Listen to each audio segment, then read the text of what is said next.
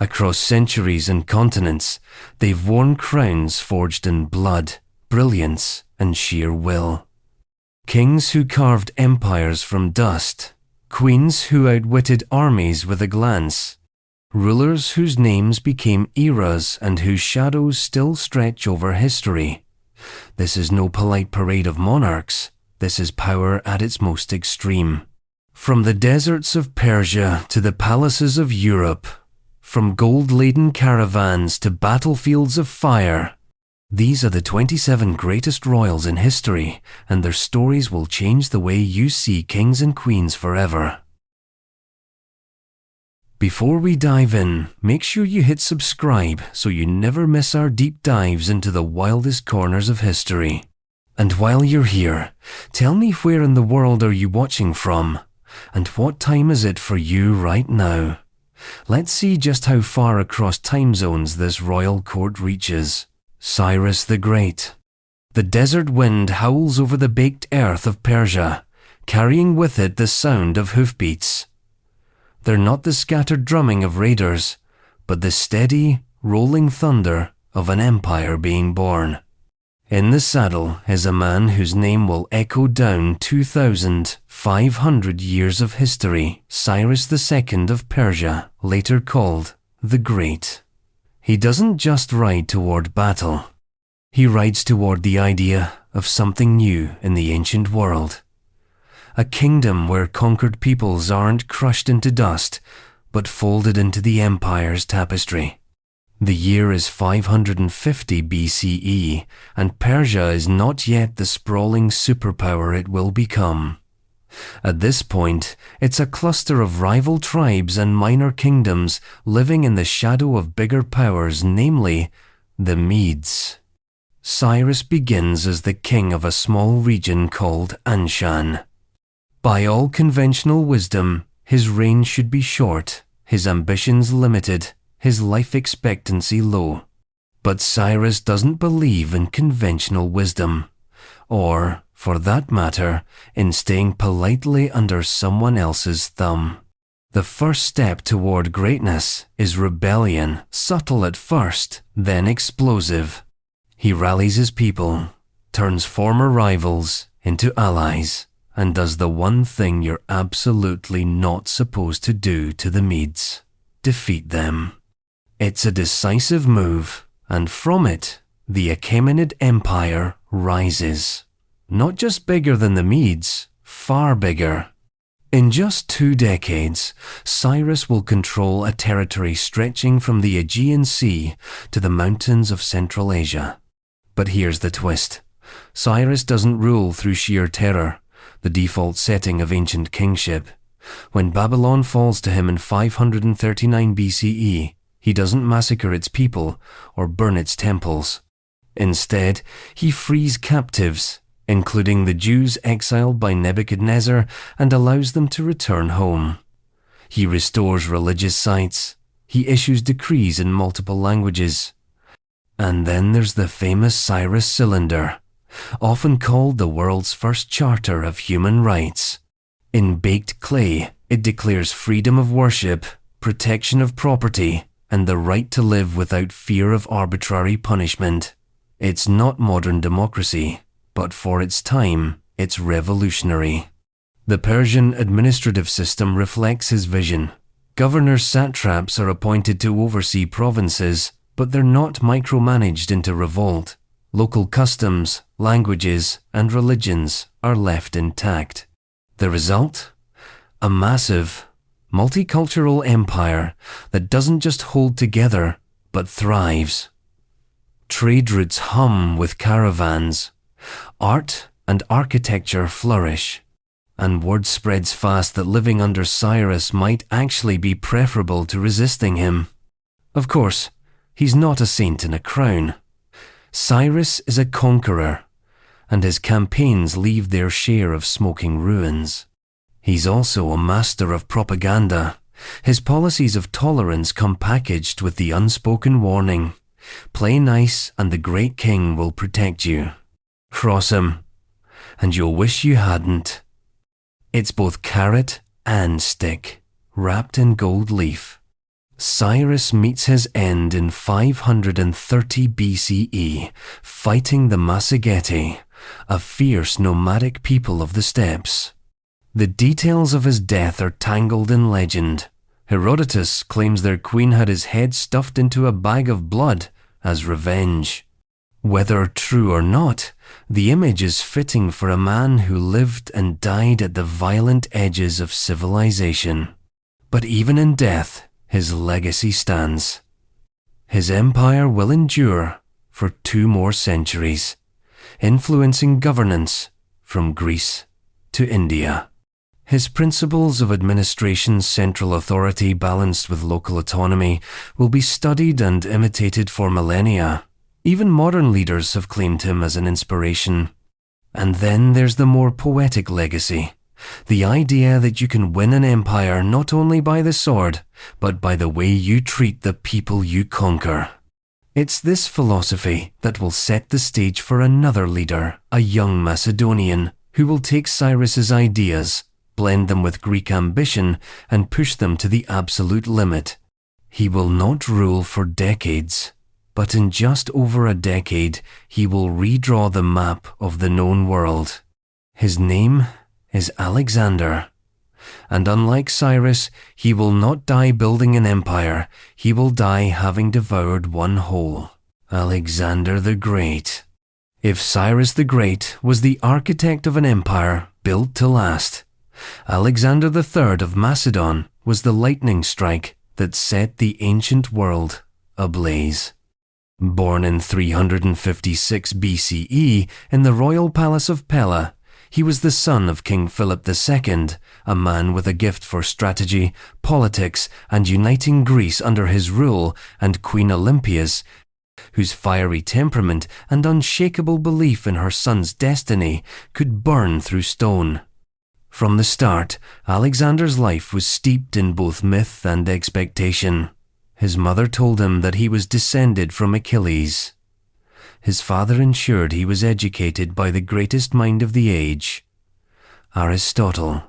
Picture this: while most teenagers were learning how not to trip over their own tunics, Alexander was being lectured on philosophy, politics, medicine, poetry, and the art of war by one of history's most influential thinkers. The young prince absorbed it all like dry sand drinking rain. But theory was only half of his training. Philip II was no armchair general. He transformed Macedonia into the most disciplined fighting force in Greece, and Alexander learned to command from the front lines. By the time he was 18, Alexander had led a cavalry charge at the Battle of Chaironeia that broke the elite Theban sacred band. His father reportedly told him afterward, "My son, seek a kingdom equal to yourself. Macedon is too small for you." In 336 BCE, Philip was stabbed during a wedding celebration. Theories swirl. Palace intrigue, political enemies, even Olympias herself. Regardless of who wielded the knife, it was Alexander who seized the throne at just 20 years old. No time to mourn, his rule was immediately challenged by rebellious Greek city-states and northern tribes. He crushed them with such ruthless efficiency that Greece, for the moment, stayed united. Then came the real target, the Persian Empire. It was the superpower of the age, sprawling across 3 continents, rich beyond imagining, and still clinging to much of the territory Cyrus had once conquered. Darius III sat on the throne, confident in his numbers after all. Persia's armies dwarfed anything Macedon could field. But Alexander had something Darius didn't: a razor-sharp military machine, unshakable confidence, and a burning need to prove himself greater than any hero of myth or history. The campaign began in 334 BCE, with Alexander crossing the Hellespont into Asia Minor. At the Battle of Granicus, he led a direct cavalry charge across a river into Persian forces, nearly getting himself killed in the process. This was his style: reckless, brilliant, terrifying to both enemies and allies. By 333 BCE, at the Battle of Issus, he had forced Darius to flee the field, leaving his family behind. Alexander treated them with respect, a gesture as calculated as it was chivalrous. It undermined Darius's authority while bolstering his own reputation. Then came the Siege of Tyre in 332 BCE, a masterclass in impossible problem-solving. Tyre was an island fortress with walls rising straight out of the sea. Most commanders would have sailed away. Alexander built a causeway across the water under constant attack, dragged siege towers into place, and after 7 months, took the city. It was brutal. Thousands were killed or enslaved, but the message was clear. No place was beyond his reach. Egypt welcomed him as a liberator from Persian rule. There, in the desert, he founded Alexandria, a city that would become a beacon of trade, learning, and culture for centuries. But he wasn't done. In 331 BCE, at the Battle of Gaugamela, vastly outnumbered once again, Alexander smashed Darius's forces in a decisive victory that cracked the backbone of the Persian Empire. Darius fled again, only to be murdered by his own men. Alexander claimed the title, King of Asia. But conquering wasn't enough. He wanted fusion. In Persia, he adopted elements of Persian dress and customs, married Roxana, a Bactrian noblewoman, and encouraged his officers to take Persian wives. He envisioned a blended empire, ruled not just by Macedonians, but by a new elite drawn from all corners of his dominion. It was an idea ahead of its time and deeply unpopular with his Greek and Macedonian soldiers. The march continued east into the mountains of modern Afghanistan, across the Hindu Kush and into India. At the Battle of the Hydaspes in 326 BCE, he faced King Porus, whose war elephants shook the earth. Alexander won, but the cost in lives was high. His army, exhausted and longing for home, refused to push farther into India. Reluctantly, he turned back in 323 BCE. In Babylon, Alexander fell ill, possibly from fever, poisoning, or some unknown illness, and died at the age of 32. He left behind no clear heir, only an empire stretching from Greece to the edge of India, stitched together by his will alone. Within a few decades, it fractured into warring kingdoms. And yet, his impact was irreversible. Greek culture and language spread across the ancient world, blending with local traditions in what historians call the Hellenistic Age. Science, art, philosophy, and trade flourished in this new interconnected world. But for all his vision, Alexander burned too fast, too bright. His life was a sprint toward glory, and like all lightning, he vanished as quickly as he came. And where his empire shattered, another ruler on the other side of the world would build unity in a very different way, not through ceaseless conquest, but through a moral transformation so profound it would change the spiritual map of an entire continent. That man was Ashoka the Great. Ashoka the Great. The air over the Kalinga battlefield was thick with smoke, the stench of blood, and the cries of the dying. Ashoka Maurya, third ruler of the Maurya dynasty, stood amid the carnage, his war elephants restless beneath the weight of their armor, his soldiers wading through the bodies of friend and foe alike. He had won. He had crushed the defiant kingdom of Kalinga and brought it under his banner. But as he walked the field, surveying the tens of thousands dead, the victory felt hollow, like drinking salt water to quench thirst. This was 261 BCE, and Ashoka was no stranger to violence. He had taken the throne in 268 BCE, after a brutal succession struggle, reportedly killing his brothers to secure his rule. His early reign was marked by expansionism and military power, a continuation of the empire-building vision of his grandfather, Chandragupta Maurya.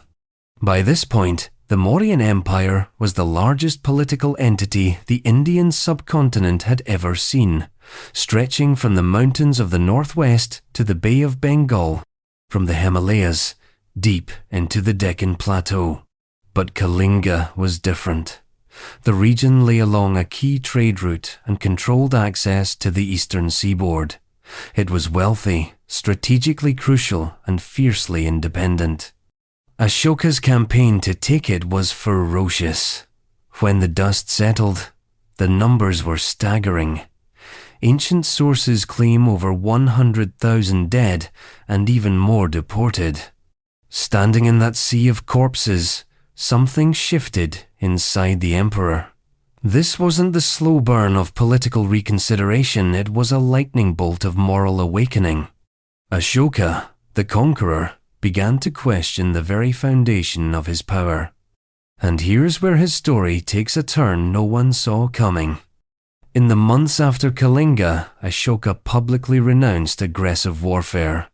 He embraced the teachings of Buddhism not as a private faith, but as a guiding principle of statecraft. He began referring to himself as a father to his people. His mission shifted from domination to Dhamma, a concept blending righteousness, compassion, and respect for all living beings. And he didn't keep it to palace whispers.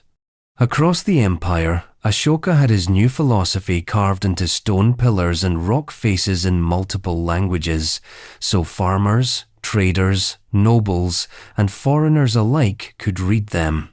These edicts of Ashoka called for non-violence, religious tolerance, fair treatment of subjects, and welfare policies.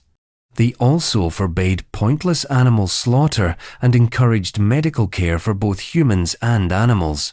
He reformed the justice system, appointed officers to oversee the moral welfare of his subjects, and built rest houses, wells, and roads to aid travelers and merchants. His administration actively supported the spread of Buddhism not by forcing conversion, but by sending missionaries as far as Sri Lanka, Central Asia, and the Mediterranean world. What makes Ashoka's transformation extreme isn't just that he turned away from war, it's that he did it at the height of his power, when he could have chosen conquest without consequence. Most rulers who achieve empire spend the rest of their reigns defending and expanding it. Ashoka chose instead to defend his people from hunger, ignorance, and injustice. Of course, his peaceful approach didn't make him invulnerable. Maintaining such a vast realm without constant displays of force was a gamble, and after his death in 232 BCE, the Maurya Empire began to fracture, but the moral vision he planted outlived the state itself.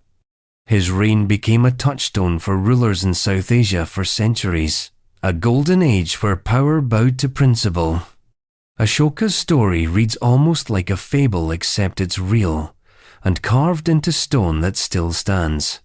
From the blood-soaked fields of Kalinga to the serene courtyards of Buddhist monasteries, he lived two lives in one reign, first as a sword, then as a shelter. And yet, history has a way of balancing its scales. For every ruler who turns away from violence, there is another who embraces it as the very lifeblood of their empire. Not out of cruelty for cruelty's sake, but as a calculated machine to keep the gears of power turning. In the Mediterranean world, just a few decades after Ashoka's death, one man would step into that role. He would take a fragile republic, crack it open, and reshape it into the beating heart of the most formidable empire Europe had ever known. His name was Augustus Caesar. Augustus Caesar. The man who would become Augustus Caesar was born in 63 BCE as Gaius Octavius, an unassuming name for a boy from a moderately influential family. He was the great-nephew of Julius Caesar, a connection that would eventually hurl him into the maelstrom of Roman politics. When Caesar adopted him posthumously in his will, naming him heir, Octavian went from provincial aristocrat to the most envied and endangered man in the Roman world. Rome in the late Republic was less a city than a pressure cooker with the lid rattling. Civil wars had already ripped through its streets, and Julius Caesar's assassination in 44 BCE had left a power vacuum that sucked in every ambitious man with a sword. The Senate was divided. The people were restless. The legions were loyal to whoever paid them, not to abstract ideas like the Republic.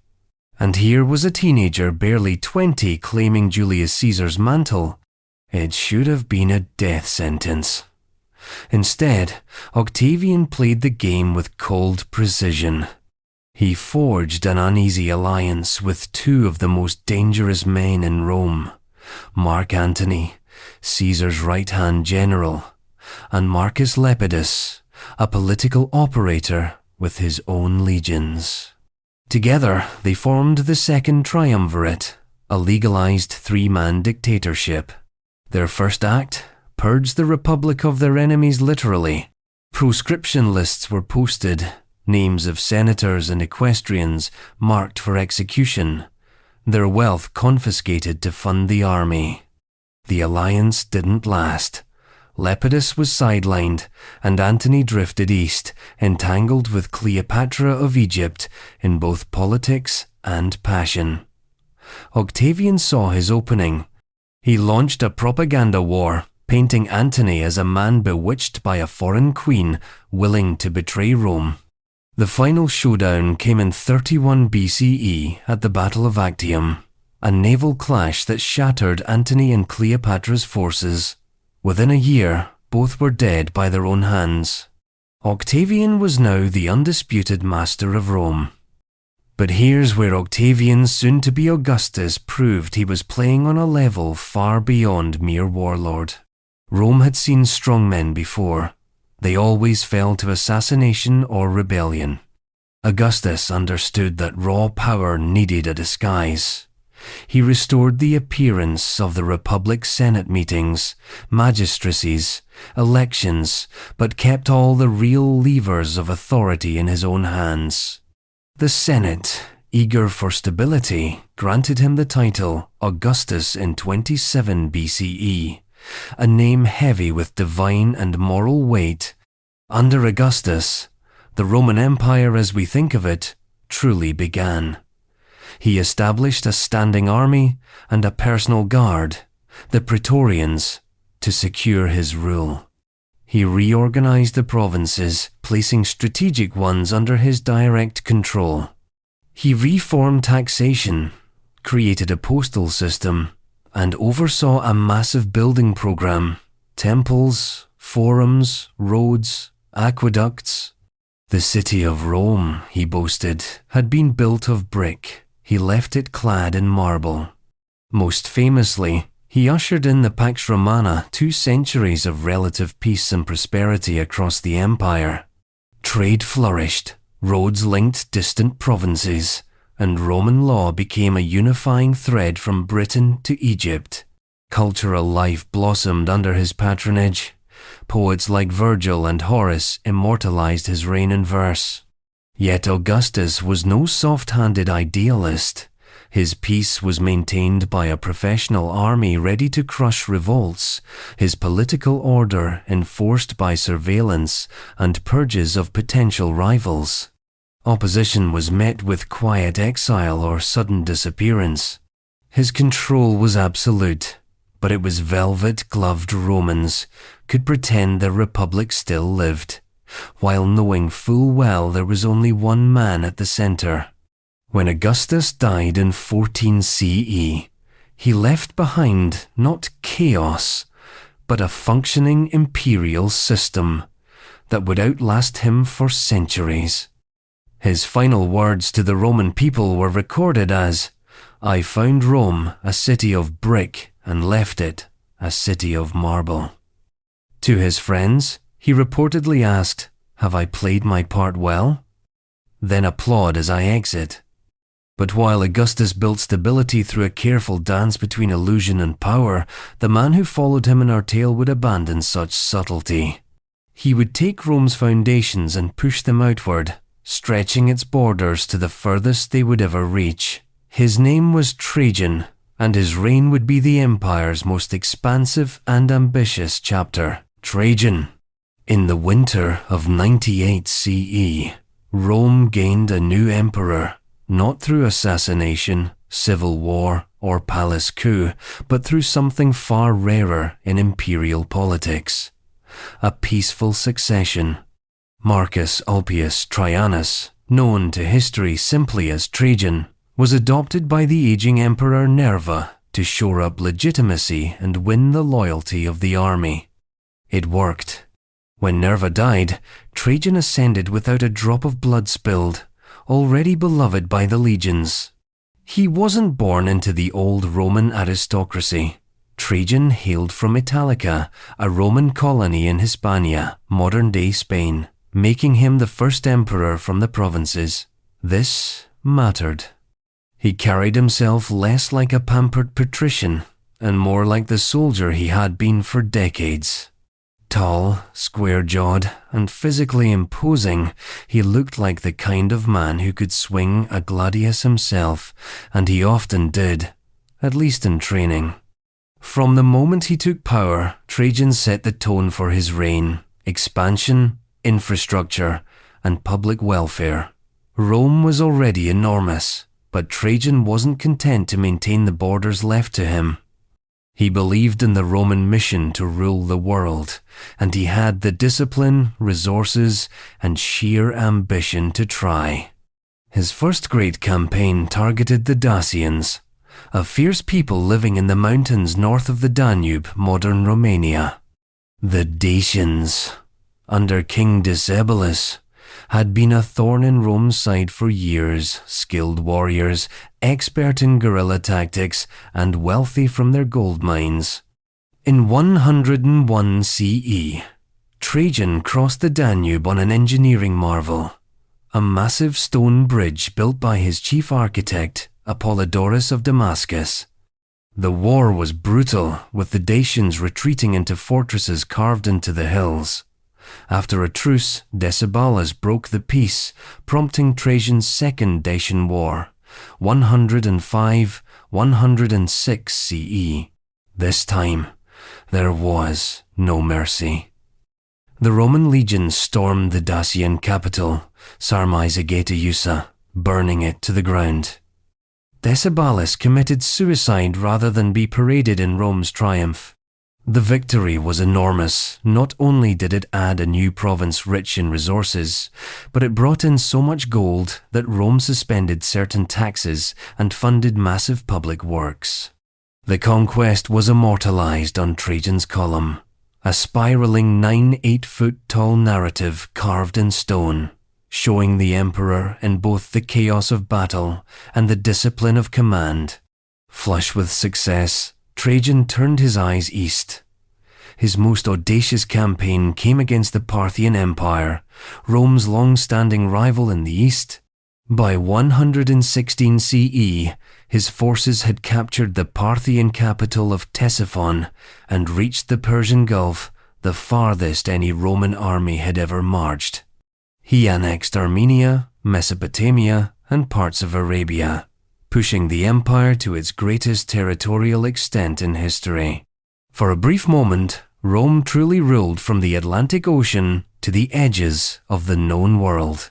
But expansion came at a cost. Revolts flared in newly conquered territories, and supply lines strained under the sheer size of the empire. Even so, Trajan's military glory was matched by his domestic achievements. He poured resources into Rome itself and the provinces, building aqueducts, baths, roads, and harbours. The grandest of these was Trajan's Forum, a monumental complex of public spaces, libraries, and markets. A statement that Rome's prosperity was as important as its military might. Trajan also cared about the common people, at least by imperial standards. He established the Alimenta, a welfare program that provided food and financial aid to poor children, funded by state resources and private landowners. His reign was remembered for fairness, efficiency, and an unusual willingness to listen to criticism, a trait rare among emperors. By 117 CE, age and illness caught up with him. While returning from the east, Trajan suffered a stroke and died in the city of Selinus in Cilicia. His ashes were placed at the base of Trajan's column, making him one of the few emperors buried within the city of Rome. The Senate granted him the title Optimus Princeps, the best ruler, a judgment history has largely agreed with. But Rome's story never stops at stability. After Trajan, another figure would rise whose ambitions lay not in simply holding the empire together, but in reshaping its very soul. He would stitch together faith and governance, legend and law, until his name became synonymous with the rebirth of Western Europe after centuries of darkness. That man was Charlemagne. Charlemagne. In the year 768, a tall, broad-shouldered Frankish prince inherited half of a kingdom. His name was Charles, son of Pepin the Short, a man who was, ironically, anything but short in political influence. Within a few short years, Charles would inherit the other half from his deceased brother, uniting the Frankish lands under a single crown. And soon he would earn a name that rang like iron on the anvil of history. Carolus Magnus Charlemagne, or Charles the Great. At the time, Western Europe was a patchwork quilt of petty kingdoms, tribal confederations, and loosely held territories stitched together by fragile alliances. The Western Roman Empire had been gone for nearly 3 centuries. And the memory of its order had faded into the myths of monks and scholars. Life was localized, brutal, and precarious. Into this world, Charlemagne rode not just as a warlord, but as a builder of something larger. His first years as king were dominated by war. The Lombards in Italy threatened the papacy. The Saxons in the north resisted Christianization. The Avars and Slavs on the eastern frontier tested Frankish strength, and Muslim forces still held parts of Spain. Charlemagne didn't just respond to these threats, he hunted them down. His campaigns were relentless, often lasting years, and he personally led his armies across mountains, rivers, and forests. In 774, he marched into Italy at the request of Pope Adrian I, besieged Pavia, and crushed the Lombard kingdom. Rather than simply annexing the land, he took the title King of the Lombards, making him the first to rule both the Franks and the Lombards. To the Pope, this was a blessing. To his enemies, it was a warning. Charlemagne wasn't just expanding territory, he was collecting crowns. His most grueling war, however, was against the Saxons. This wasn't a single battle, but a grinding 30-year conflict to subdue and convert a fiercely independent pagan people. The war was as much about religion as politics. Charlemagne saw Christianization as a unifying force for his empire. The Saxons saw it as cultural domination. The cycle was brutal. Conquest, forced baptism, rebellion, reconquest. At its darkest, it included massacres like the infamous execution of thousands at Verdun in 782, a grim reminder that Charlemagne's faith-driven unity could come with a sword's edge. And yet, for all his campaigns, Charlemagne was more than a destroyer. Once territories were subdued, he set about weaving them into a coherent whole. He reformed administration, sending Missi Dominici royal envoys to inspect local governance, ensure justice, and enforce royal decrees. He standardized coinage, improved infrastructure, and promoted trade. His network of roads and fortified towns made movement of goods, armies, and information more efficient than anything Europe had seen since Rome. Perhaps most remarkably, Charlemagne sparked a cultural revival, the Carolingian Renaissance. Believing that a strong empire required educated clergy and administrators, he gathered scholars from across Europe, including the English monk Alcuin of York, to his court at Aachen. Together, they reformed schools, preserved ancient texts, and developed a standardized script Carolingian minuscule that made writing clearer and more accessible. Monasteries became centers of learning, producing illuminated manuscripts that still dazzle the eye today. On Christmas Day, in the year 800, Charlemagne's reign reached its symbolic peak.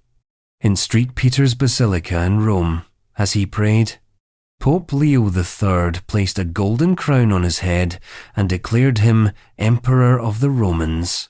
The act shocked Charlemagne, at least according to later accounts, but it marked the revival of the imperial title in the West, linking his rule to the grandeur of ancient Rome.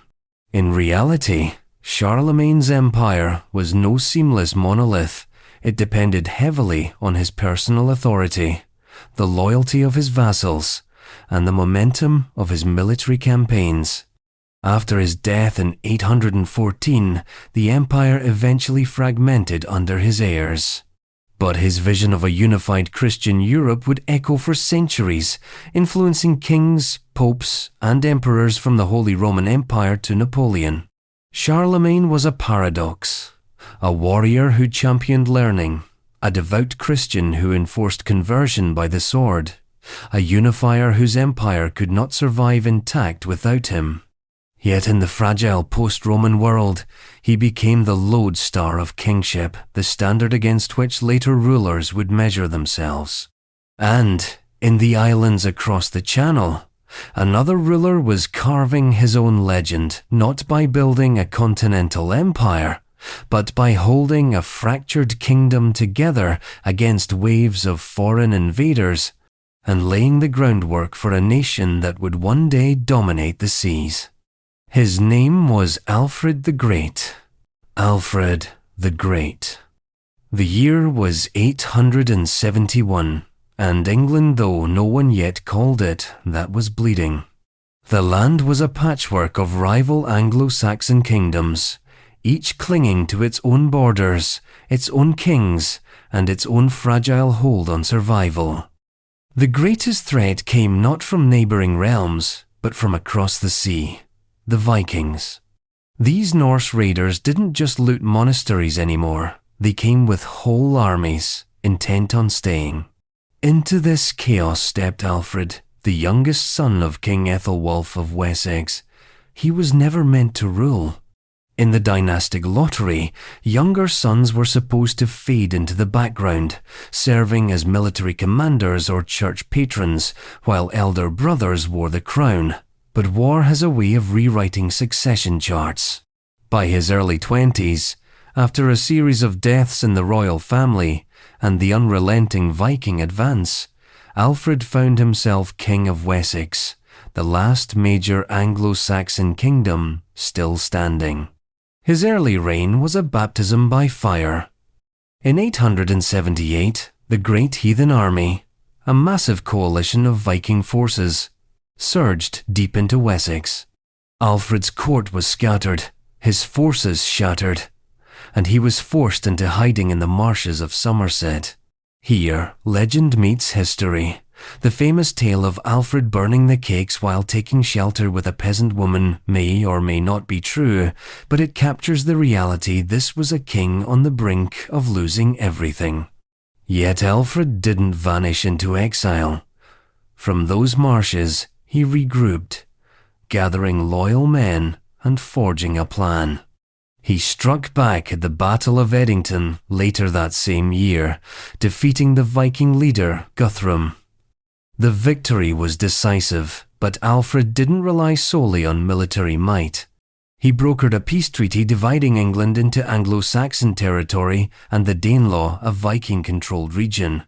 Guthrum himself converted to Christianity, taking the name Athelstan. This was Alfred's genius. He knew Wessex couldn't simply outfight the Vikings forever. He built a system to prevent disaster from happening again. He reorganized the military, creating a standing army with a rotation system, so fields could still be worked while troops were on duty. He established a navy small by later standards, but revolutionary for the time, designed to intercept Viking longships before they reached the shore. And he constructed a network of fortified towns, or burhs, strategically placed so no point in Wessex was more than a day's march from a defensive stronghold. But Alfred wasn't only thinking about swords and shields. He believed that a kingdom's strength came from knowledge as much as from arms. Literacy had declined since the days of Roman Britain, and Alfred set out to revive it. He invited scholars to his court, translated important Latin works into Old English himself, and encouraged the education of clergy and nobles alike. In his mind, wise governance required wise men, and wise men needed books. He also codified laws, drawing from biblical principles, traditional Anglo-Saxon customs, and his own sense of justice. This legal code emphasized fairness, protection of the weak, and the king's role as a servant of God's law, a far cry from the brutal might makes right ethos that dominated much of early medieval Europe. By the time of his death in 899, Alfred had not united England that would come under his descendants, but he had ensured that Wessex survived long enough to make unification possible. His combination of military reform, legal innovation, and cultural revival laid the foundation for a kingdom that could withstand external threats and eventually dominate the British Isles.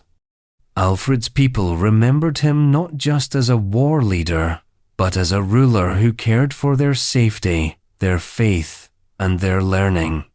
The title the Great was not a piece of flattery tacked on centuries later. It was a recognition, rare in any age, that greatness lies as much in preservation as in conquest. But while Alfred fought to defend his island home, far to the east, another ruler was assembling the largest contiguous empire the world would ever know, not by hiding in marshes, but by galloping across steppe and desert, breaking kingdoms like twigs beneath a storm. His name was Genghis Khan. Genghis Khan. The Mongolian steppe is a place of endless horizon, rolling grasslands beneath a sky so vast it seems to crush the earth with its weight. It was here, in the year 1162, that a boy named Temujin was born into a clan of horsemen, hunters, and warriors. His father, a tribal chief, dreamed that his son would inherit his position and lead their people. But fate, as it so often does, had other plans. When Temujin was 9, his father was poisoned by rival Tatars. Without the protection of their leader, the family was cast out by their own clan, left to survive in the unforgiving wilderness. Temujin's childhood was defined by hunger, danger, and the raw instinct to endure. He killed his half-brother in a dispute over food, was captured and enslaved by another tribe, and escaped only through cunning and sheer will. This was not the upbringing of a pampered prince, it was the forge in which iron is made.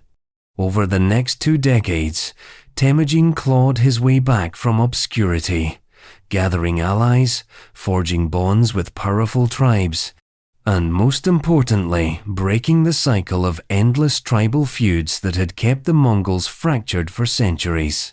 His method was simple and ruthless: reward loyalty, crush betrayal, and promote based on merit rather than birth.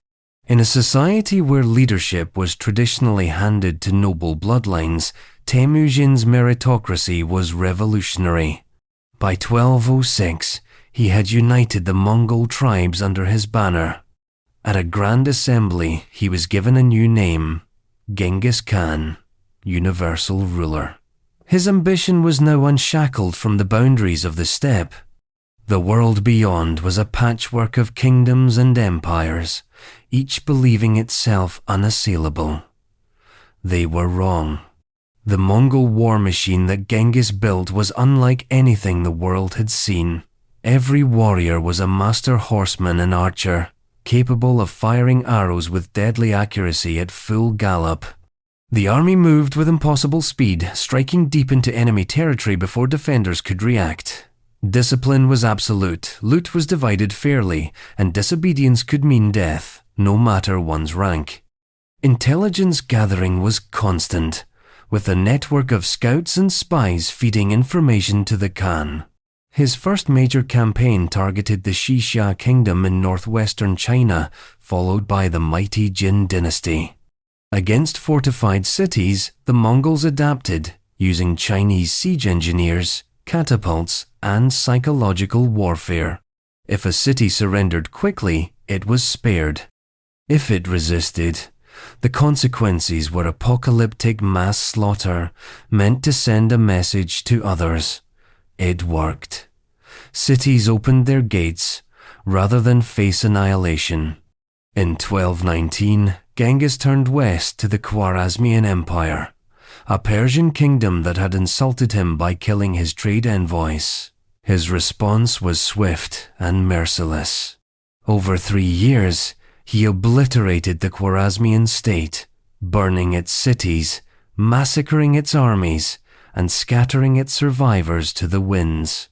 The Mongols pushed into Central Asia, reaching as far as the Caspian Sea. Yet Genghis Khan was more than a destroyer. He created a code of laws, the Yasa, that governed everything from military conduct to trade. He established a system of relay stations across his empire to move messages at unprecedented speed. He guaranteed religious freedom, allowing Buddhists, Muslims, Christians, and others to worship as they pleased. Trade flourished along the Silk Road under Mongol protection, linking East and West in a network of exchange that carried goods, technology, and ideas. By the time of his death in 1227, Genghis Khan had carved out the largest contiguous empire in human history, stretching from the Pacific coast of Asia to the Caspian Sea. His burial place remains a mystery hidden, according to legend, by a funeral party that killed anyone who saw them and erased the grave from the earth. What he left behind was not a fragile conquest, but a framework his descendants would expand until the Mongol Empire spanned from Korea to Hungary. Yet, among those heirs, one would rise to rival even the Great Khan's legend, not through sheer expansion, but through the mastery of ruling the world's richest, most populous land. That heir was Kublai Khan. Kublai Khan. When Kublai Khan was born in 1215, the Mongol Empire was already a storm rolling across continents. His grandfather, Genghis Khan, had forged it from scattered tribes into the largest contiguous empire the world had ever seen. By the time Kublai was old enough to ride, the Mongols had already shattered kingdoms from the China coast to the Caspian Sea. But conquest was one thing, ruling an empire of cultures, religions, and languages was another. That would be Kublai's challenge. Kublai grew up in a world where the horse was king and the bow was law, but he was also shaped by something unusual for a Mongol prince: Chinese culture. He studied Confucian classics, listened to Buddhist teachings, and learned from Taoist scholars. This wasn't just curiosity, it was strategy. Kublai understood that if the Mongols wanted to rule China, they had to master more than its armies. They had to master its mind. When his elder brother Mongke became Great Khan in 1251, Kublai was given command over much of northern China. He proved himself a capable administrator as well as a warrior. He reduced taxes on peasants, rebuilt farmlands ravaged by war, and worked with Chinese officials rather than simply imposing Mongol authority. This approach earned him both popularity and suspicion. Some in the Mongol elite accused him of going soft and losing the steppe spirit. Then, in 1259, Münke died during a campaign in the south. The Mongol succession was never simple. It was a high-stakes contest where claims to the throne were decided not in a peaceful chamber, but on battlefields. Kublai's younger brother, Arik Buke, challenged him for the title of Great Khan. What followed was a civil war that ripped through the Mongol world. After years of struggle, Kublai emerged victorious in 1264, but the unity of the empire was shattered. His cousins in Persia and Central Asia would no longer recognize his authority. Still, Kublai held the richest prize of all, China. In 1271, he declared the founding of the Yuan dynasty, claiming the mandate of heaven and making himself emperor in the Chinese tradition. This was more than a title, it was a political revolution. For the first time, China would be ruled not by native dynasties, but by outsiders who fully embraced the imperial role. His reign was marked by monumental projects. He moved the capital to what is now Beijing, constructing the foundations of the city's imperial heart. He expanded the Grand Canal to better connect the north and south, ensuring the steady flow of grain to feed the capital. He built roads, encouraged trade, and maintained the Mongol postal relay system, making communication across the vast empire faster than anywhere else on earth. Kublai also welcomed foreigners, creating one of the most cosmopolitan courts of the medieval world. Traders, envoys, and adventurers came from across Eurasia, including the Venetian merchant Marco Polo, whose later writings would make Kublai's court legendary in Europe. They described halls filled with gold, hunting parks stocked with exotic beasts, and feasts that could feed thousands in a single night. Yet Kublai's ambitions were not confined to the mainland. He launched massive naval expeditions against Japan in 1274 and 1281. Both failed famously. The second invasion was shattered by a typhoon the Japanese would call the kamikaze, or divine wind. He also sought to expand into Southeast Asia, sending armies into Vietnam, Burma, and Java, with mixed results. The Mongol juggernaut was formidable, but tropical jungles and monsoon seas proved as deadly as any enemy army. Domestically, Kublai faced challenges balancing Mongol and Chinese traditions. He maintained the Mongol preference for promoting foreigners and non-Han officials in high positions, which bred resentment among the Chinese elite. Heavy spending on wars and lavish court life strained the treasury. Still, his reign brought stability, economic growth, and an era of unprecedented East-West contact. By the time of his death in 1294, Kublai Khan had transformed himself from steppe warlord to emperor of the most populous and sophisticated civilization on earth.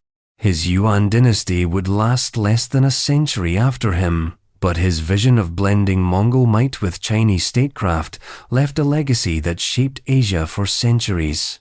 And while Kublai ruled from gilded palaces and commanded fleets across the seas, on another island far to the west, a queen would rise who needed no armies of horsemen or fleets of warships to cement her power.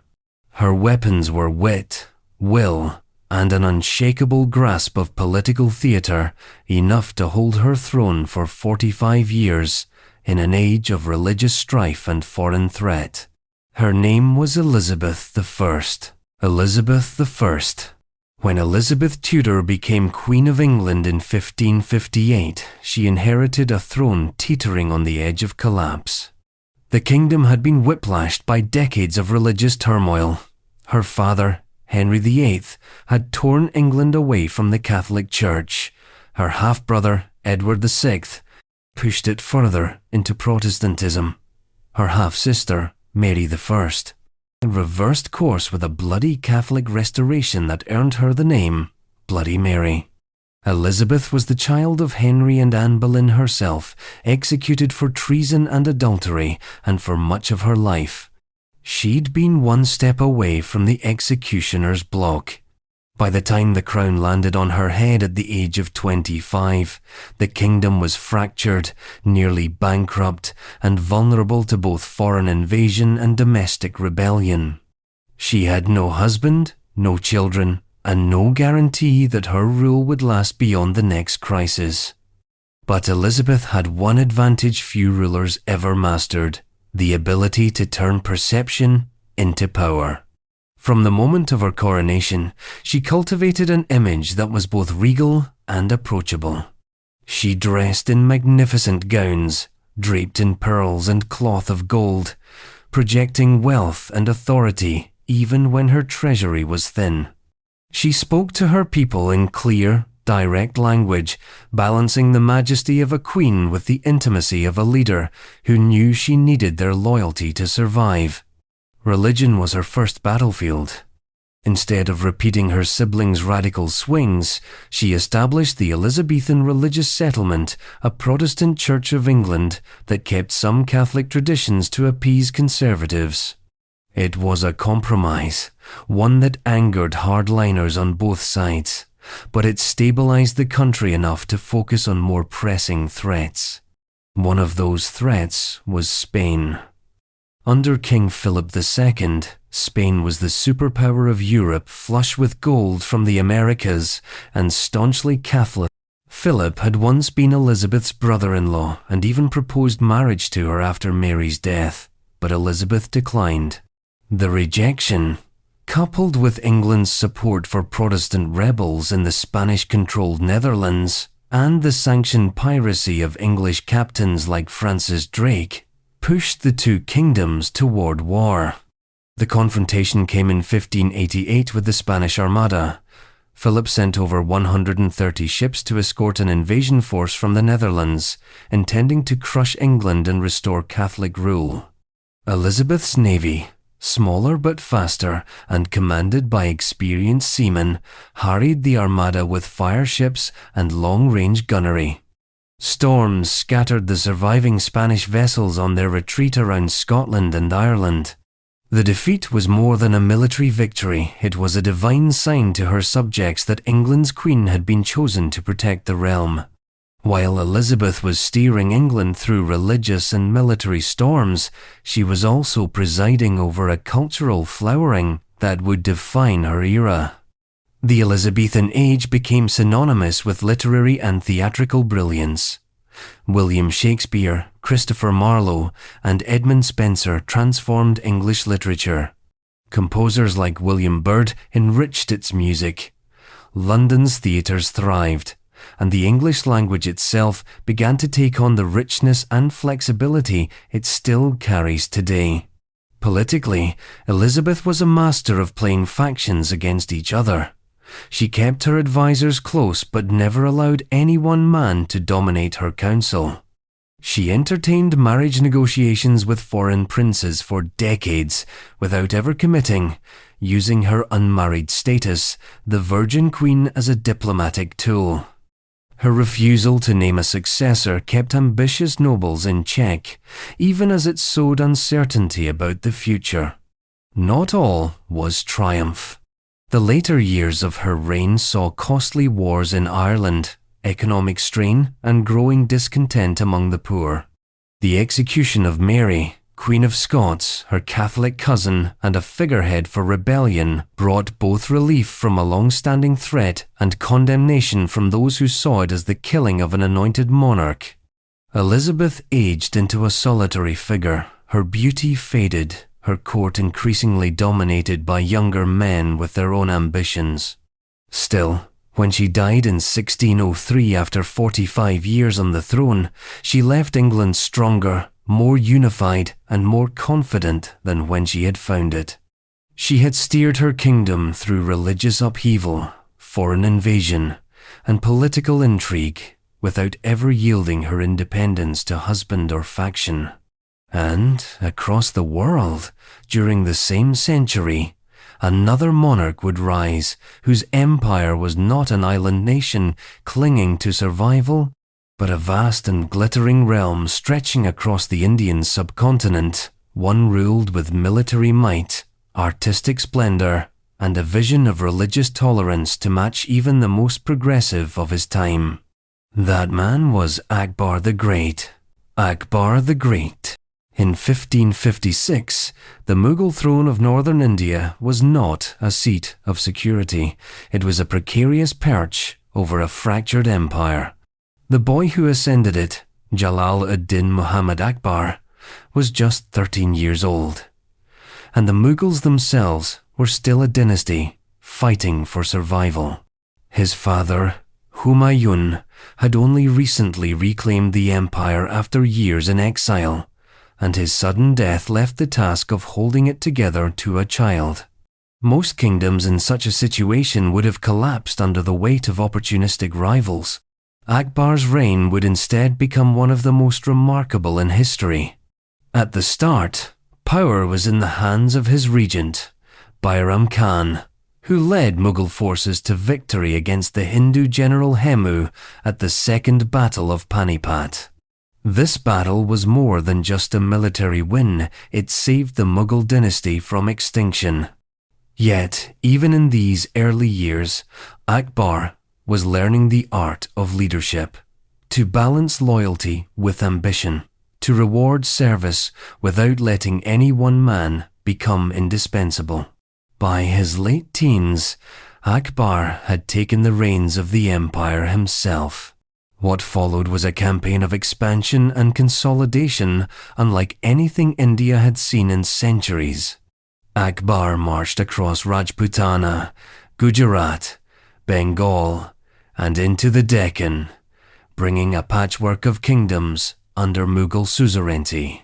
His armies were a blend of cavalry, infantry, artillery, and war elephants, an adaptable force capable of crushing both fortress-bound armies and open-field opposition. But military might was only the foundation. Akbar's genius lay in his ability to knit a diverse empire into a coherent whole. India in the 16th century was a mosaic of religions, languages, and ethnicities. Most conquerors imposed the culture and faith of the ruling elite. Akbar did the opposite. He abolished the jizya, a tax on non-Muslims, and welcomed Hindus, Jains, Christians, and others into high administrative positions. Rajput princes were given autonomy in exchange for loyalty, and many sealed alliances through marriage into the Mughal royal family. His court became a meeting place for the world's faiths and philosophies. Akbar hosted debates between Muslim theologians, Hindu pandits, Jesuit missionaries, Zoroastrian priests, and others. Out of this ferment, he developed his own syncretic philosophy, the Din-e-Ilahi, which sought to blend the ethical teachings of different religions into a single moral code. While it never spread widely, it reflected his vision of a state built not on uniformity, but on tolerance. Administration under Akbar was a marvel of organization. He introduced a standardized tax system based on land surveys rather than arbitrary levies, ensuring fairer assessments and more predictable revenue. His bureaucracy was staffed by men chosen for talent rather than birth, and promotions were tied to service, loyalty, and ability. The empire's roads, trade routes, and ports thrived, linking cities from Kabul to Bengal in a network of commerce. Akbar's reign also saw a flourishing of art and architecture. He commissioned the construction of Fatehpur Sikri, a planned city and imperial capital, filled with palaces, gardens, and public halls blending Persian, Indian, and Islamic styles. Mughal painting, a fusion of Persian miniature tradition with Indian themes, reached new heights under his patronage. The empire's cultural output literature, music, decorative arts set a standard that would define the Mughal aesthetic for generations. Yet Akbar was not without his ruthlessness. His campaigns could be brutal when resistance was fierce, and revolts were crushed with decisive force.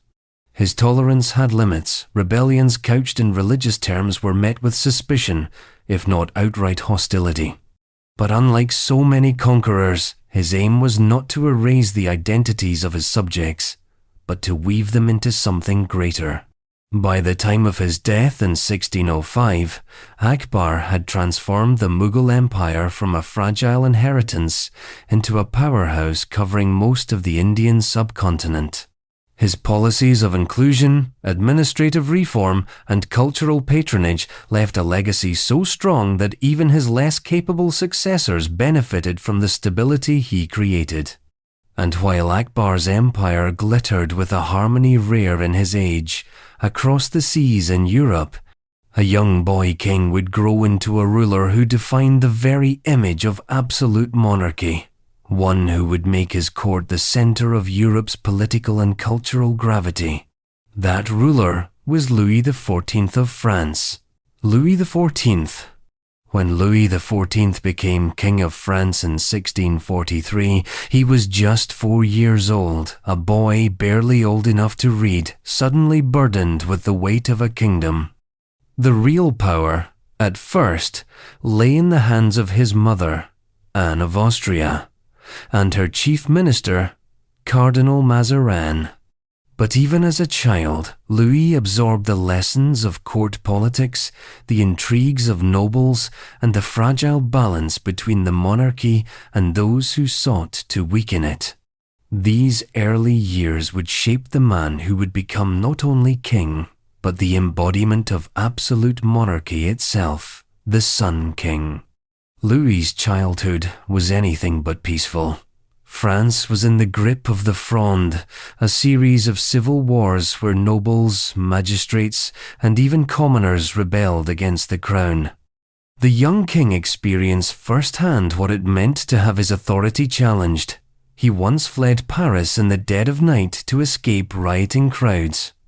The memory of this instability burned deep into his mind, planting the conviction that the king's authority must be absolute, unquestionable, and dazzling enough to keep all rivals in awe.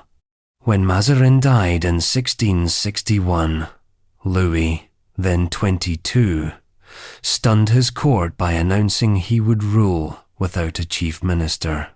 This was unprecedented in France, where monarchs had long relied on powerful advisors to run the machinery of the state. Louis would run it himself, working tirelessly, reading reports, signing documents, and meeting ministers daily. He centralized power, weakening the independent authority of the nobility and provincial governors, making them dependent on his favor. Louis understood that power was as much about perception as policy.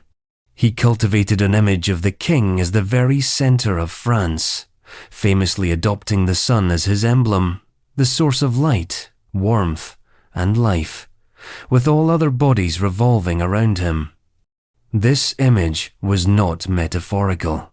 It was woven into every ritual of his court life. Nobles vied for the privilege of watching him wake, hand him his shirt, or serve him at table.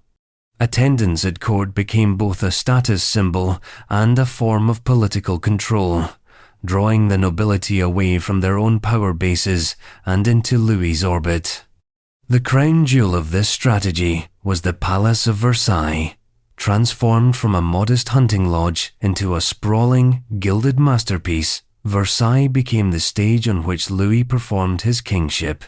Its hall of mirrors, vast gardens, and endless salons were not just luxuries, they were tools of governance. Here, foreign ambassadors were impressed, rivals were dazzled, and courtiers were kept busy with etiquette rather than plotting rebellion. Louis's reign was also a period of cultural ascendancy. He patronized the arts on a grand scale, supporting playwrights like Molière, composers like Lully, and painters like Lebrun. The Académie Française flourished under his guidance, shaping the French language into a polished instrument of diplomacy and literature. Under Louis, France became the cultural trendsetter of Europe, its fashions, manners, and tastes imitated from London to Vienna. But Louis was not only a master of ceremony, he was a man of war. His reign saw multiple military campaigns aimed at expanding France's borders to what he considered their natural limits. Victories in the early wars brought prestige and territory, but later conflicts, such as the War of the Spanish Succession, drained the treasury and cost countless lives. France emerged powerful but financially strained, its people burdened by heavy taxation. Louis also pursued religious unity with a hard edge. A devout Catholic, he revoked the Edict of Nantes in 1685, ending the policy of toleration for Protestants established by his grandfather, Henry IV. This drove hundreds of thousands of Huguenots, many of them skilled artisans and merchants, into exile, weakening France's economy and enriching its rivals. By the time of his death in 1715, Louis XIV had reigned for 72 years, the longest in European history. He left behind a France both magnificent and troubled, the most powerful state in Europe, but one whose glitter masked deep fractures. His legacy was a blueprint for absolutism, a vision of monarchy that dazzled and dominated in equal measure. And far to the east, as Louis's reign was shaping Europe, another ruler was reshaping the very destiny of Russia, dragging it, often violently, into the modern age, with reforms as sweeping as they were ruthless. That ruler was Peter the Great. Peter the Great. In 1672, in the sprawling Kremlin of Moscow, a child was born who would one day force Russia to look westward and see itself not as a landlocked, insulated giant, but as a European power. His name was Pyotr Alexeyevich Romanov Peter, later called the Great.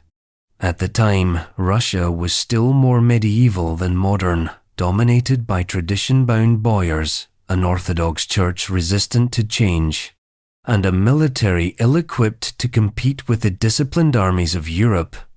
By the time Peter was done, that old Russia would be unrecognizable. Peter's path to power began in turbulence. His father, Tsar Alexis, died when Peter was only 4, sparking a succession crisis between two branches of the royal family. After a violent uprising of the Moscow Streltsy, the elite guard, Peter's half-brother Ivan V and Peter were declared co-czars, with their sister Sophia acting as regent. For the young Peter, this meant a childhood spent partly in exile from the Kremlin, living in a suburb where he discovered a world far different from the gilded ritual of court life. In this German quarter of Moscow, Peter encountered foreigners, merchants, engineers, soldiers who brought with them stories, technologies, and ideas from Western Europe. He became fascinated by ships, artillery, and engineering, spending hours studying tools and tinkering with model boats.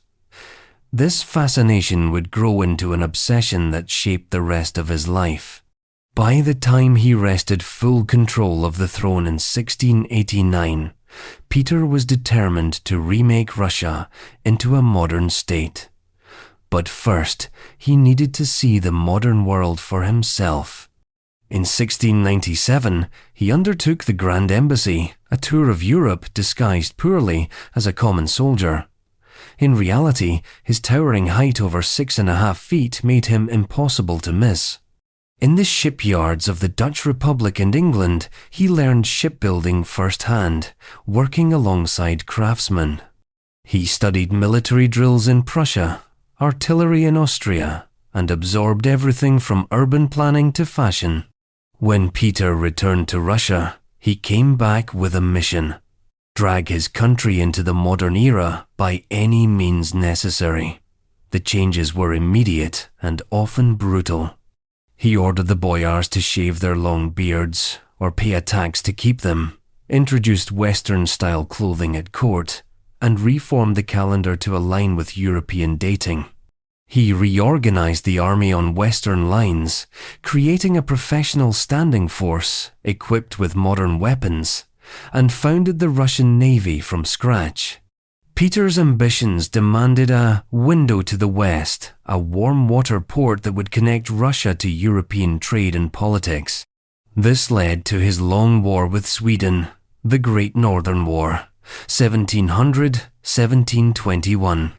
It was a grueling conflict, but Peter's persistence paid off. Russia defeated Sweden, gaining access to the Baltic Sea. On the marshy banks of the Neva River, Peter founded his new capital, St. Petersburg, in 1703. Built with forced labor at tremendous human cost, it was a city of stone and grandeur, a deliberate symbol that Russia's future lay toward Europe, not inward toward its medieval past. Peter's reforms went far beyond the military. He overhauled government administration, replacing old hereditary posts with a merit-based table of ranks. He encouraged industry, modernized taxation, and established state-run schools to train engineers, navigators, and officers. He even meddled in church affairs, reducing the political power of the Orthodox Patriarch and placing the church under state control. Yet for all his vision, Peter's modernization was not a gentle evolution, it was a forced march. Resistance was met with harsh punishment, and uprisings, like the Streltsy Revolt of 1698, were crushed with executions and public displays meant to instill fear. Peter believed that to secure Russia's greatness, he had to break it out of its old ways, even if it meant breaking his people in the process. By the time of his death in 1725, Peter had transformed Russia from a relatively isolated kingdom into a formidable empire recognized as a major European power. His ships sailed the Baltic, his army was among the largest in the world, and his reforms had set Russia on a path toward becoming a global player. And yet, within the same empire he reshaped. Another ruler decades later would expand its borders even farther, cultivate the arts and Enlightenment thought, and prove that imperial power could be as much about charm and diplomacy as about war. That ruler was Catherine the Great. Catherine the Great. In 1729, in the small German principality of Stettin, a girl was born who would one day rule the vast Russian Empire not by birthright, but by sheer force of will. She was christened Sophie Friederike August von Anhalt-Zerbst, a minor princess in a minor court, with no reason to believe her future lay thousands of miles away in the icy palaces of St. Petersburg. And yet, within a few decades, the world would know her as Catherine the Great Empress, reformer, and one of the most formidable monarchs in history. Her path to power began with marriage, though hardly a romantic one. At the age of 15, Sophie was brought to Russia to wed the future Tsar Peter III, heir to the throne of Empress Elizabeth. To fit her new role, she converted to Russian Orthodoxy, taking the name Catherine. She threw herself into learning the Russian language, culture, and politics, determined to be more Russian than the Russians themselves. Her husband, however, was ill-suited to rule. Peter III was erratic, unpopular, and openly admired Frederick the Great of Prussia, a dangerous stance for a Russian ruler fresh from war with Prussia. His neglect of state affairs, along with his alienation of the military and nobility, created a vacuum that Catherine was quick to fill. In 1762, just 6 months after Peter's coronation, Catherine staged a coup with the support of the Imperial Guard. Peter was arrested, and soon died under murky circumstances. At 33, Catherine became the sole ruler of Russia. Unlike Peter, Catherine grasped the delicate balance between autocracy and the image of benevolence. She corresponded with Enlightenment thinkers like Voltaire and Diderot, seeing herself as a philosopher on the throne. She initiated legal reforms, summoning a legislative commission to review Russia's laws.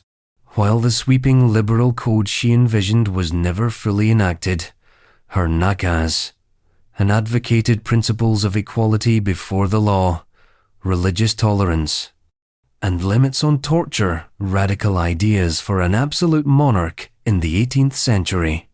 Catherine's domestic policies combined modernization with pragmatism. She reorganized provincial administration, expanded education, founding the Smolny Institute for Noble Girls, and encouraged vaccination against smallpox. She promoted economic development, inviting foreign settlers to colonize the fertile steppes and improve agriculture. She was also a voracious patron of the arts, expanding the Hermitage Museum into one of the greatest collections in the world. Yet Catherine was no naive idealist. She understood that imperial stability depended on power, and she wielded it decisively. When the Cossack leader Yemelyan Pugachev led a massive peasant revolt in 1773-1775, claiming to be her late husband returned, Catherine responded with ruthless efficiency. The rebellion was crushed, Pugachev was executed, and the episode hardened her stance toward reform, especially where it threatened the nobility's control over the serfs. On the international stage, Catherine's reign was one of expansion and diplomacy.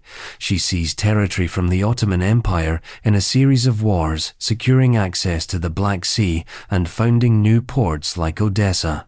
She annexed Crimea in 1783, further cementing Russia's position as a naval power. In the West, she participated in the partitions of Poland, carving up the weakened state alongside Prussia and Austria until it disappeared from the map. Catherine also understood the value of image. She carefully crafted her persona as the enlightened empress, commissioning portraits that depicted her as both regal and approachable, sometimes even in military uniform. Foreign visitors left dazzled by the sophistication of her court, which blended Russian grandeur with European refinement. By the time of her death in 1796, Catherine had ruled for 34 years, the longest reign of any female leader in Russian history. She had expanded the empire by some 200,000 square miles, modernized its institutions, and secured its place as one of the great powers of Europe. Yet she had also entrenched serfdom, tightened autocratic control, and ensured that Russia's modernization would always serve the throne first. Her reign set the stage for another ruler in Europe who, though from a much smaller state, would prove that discipline, intellect, and military genius could turn a relatively modest kingdom into a continental power. That ruler was Frederick the Great of Prussia, Frederick the Great. In 1712, in the royal palace of Berlin, a boy was born to the austere and militaristic king, Frederick William I of Prussia. The child was christened Friedrich, and from the moment he could walk, his father tried to mold him into the ideal Prussian prince, disciplined, obedient, and above all, a soldier. But young Frederick had other ideas.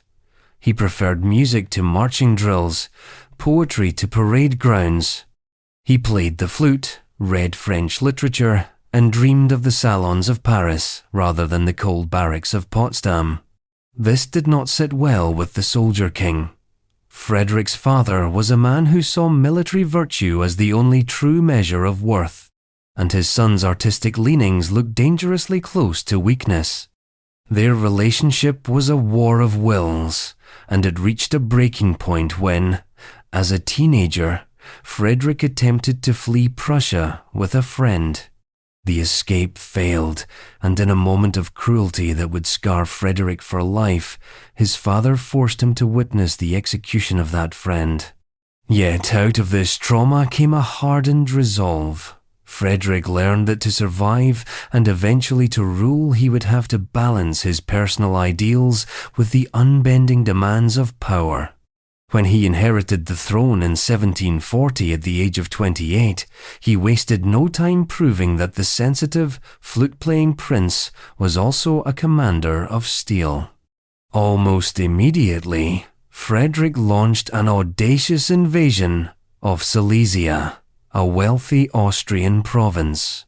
The move was as bold as it was risky, pitting the relatively small Prussian kingdom against the might of the Habsburg monarchy. The gamble paid off. Through the War of the Austrian Succession, 1740-1748, Frederick held on to Silesia, transforming Prussia into a rising military power. But his greatest test came during the 7 Years' War, 1756-1763. A conflict so vast it is often called the First True World War, with battles stretching from Europe to North America to India. Surrounded by enemies, Austria, France, Russia, and Sweden, Frederick fought with strategic brilliance, moving his armies with a speed and precision that baffled his opponents. Though the war nearly destroyed Prussia, Frederick's endurance and the sudden death of Russia's Empress Elizabeth, which took Russia out of the war, allowed him to emerge with his territories intact. His reputation as one of Europe's greatest generals was sealed. Yet Frederick was more than a soldier. He was an enlightened absolutist, a monarch who embraced Enlightenment ideals while holding absolute power. He reformed Prussia's legal system, promoted religious tolerance, and encouraged immigration to boost the economy. He drained swamps, introduced new crops like the potato, and modernized agriculture. He believed in meritocracy within the army and civil service, promoting men for ability rather than noble birth. His love of the arts never faded. Frederick built the stunning palace of Sanssouci in Potsdam, a refuge of gardens, music, and philosophy. He corresponded with Voltaire for decades, debating everything from politics to metaphysics. Under his patronage, Prussia became a hub of intellectual life, a sharp contrast to the purely martial state his father had envisioned. But Frederick's reign was not without its contradictions. His tolerance had limits. He could be dismissive of cultures he deemed backward, and his reforms, while progressive for their time, still reinforced the rigid hierarchy of Prussian society. His military campaigns, though often defensive in justification, were rooted in an ambition to secure and expand his power. By the time of his death in 1786, Frederick had transformed Prussia from a relatively minor state into one of Europe's great powers, its army respected and feared, its administration efficient, its culture refined. He left behind a kingdom far stronger than the one he had inherited, a legacy that would shape the geopolitics of Europe for generations.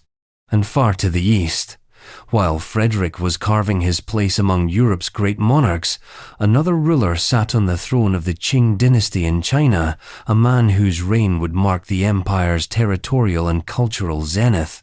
That ruler was the Qianlong Emperor. Qianlong Emperor.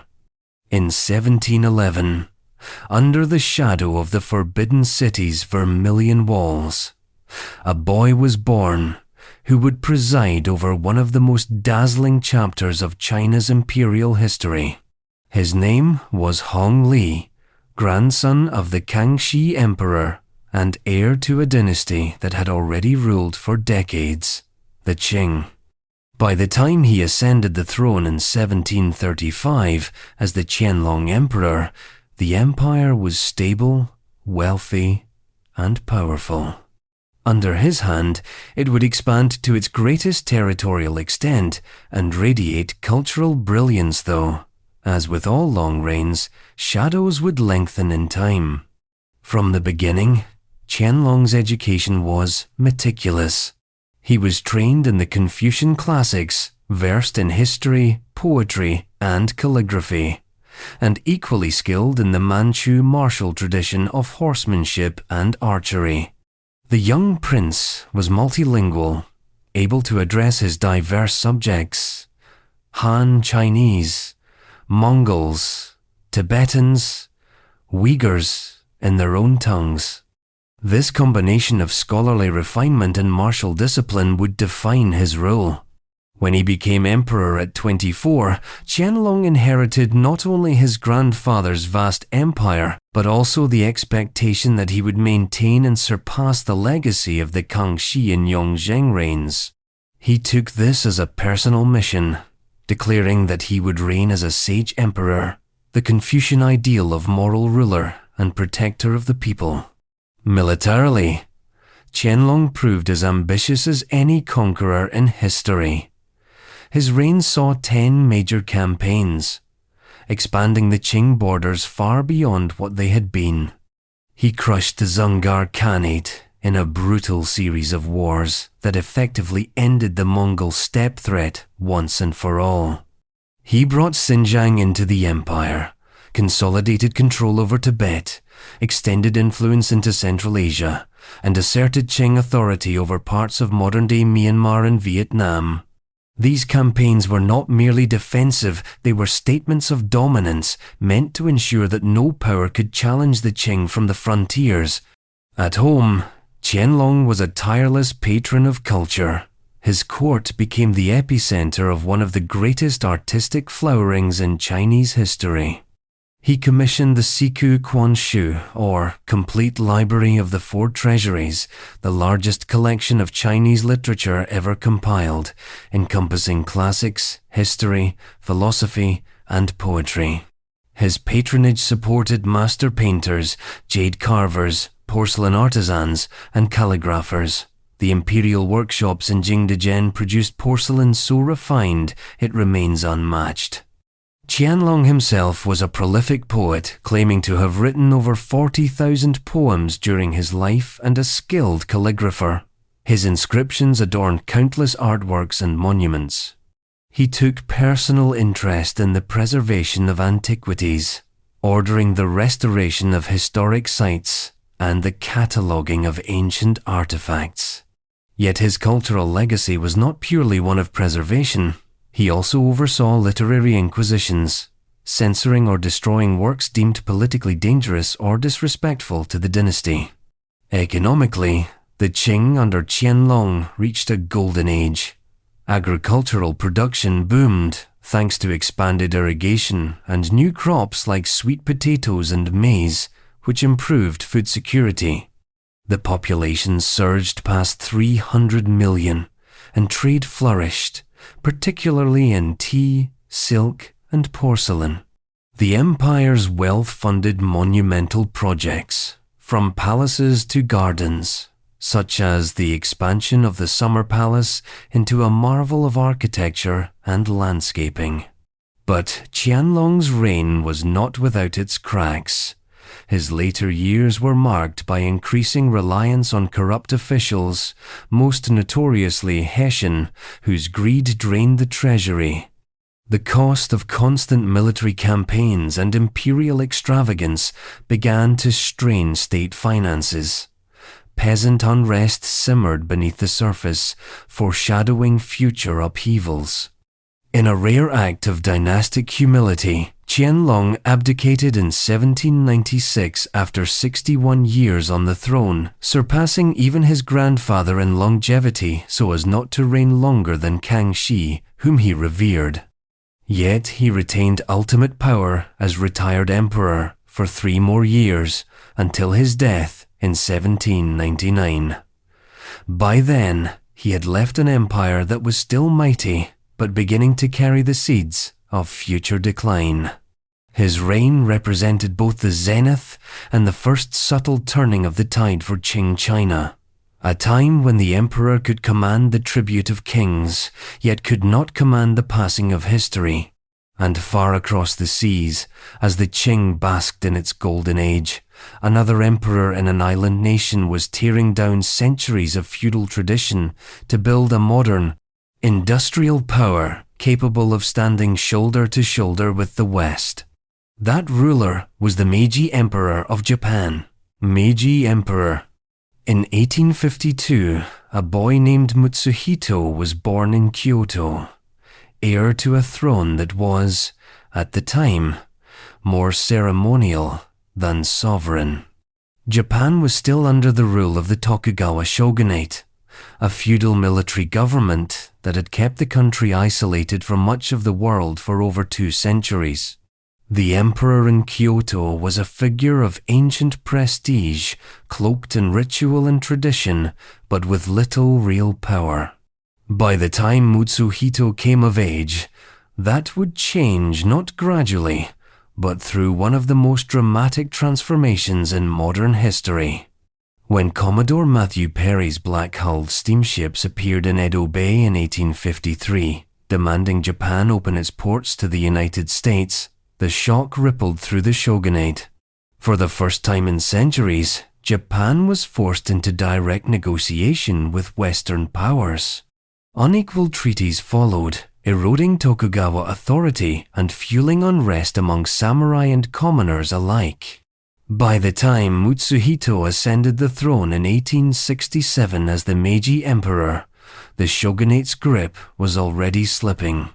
Within a year, the Meiji Restoration erupted a political and military movement that toppled the shogunate and restored direct imperial rule.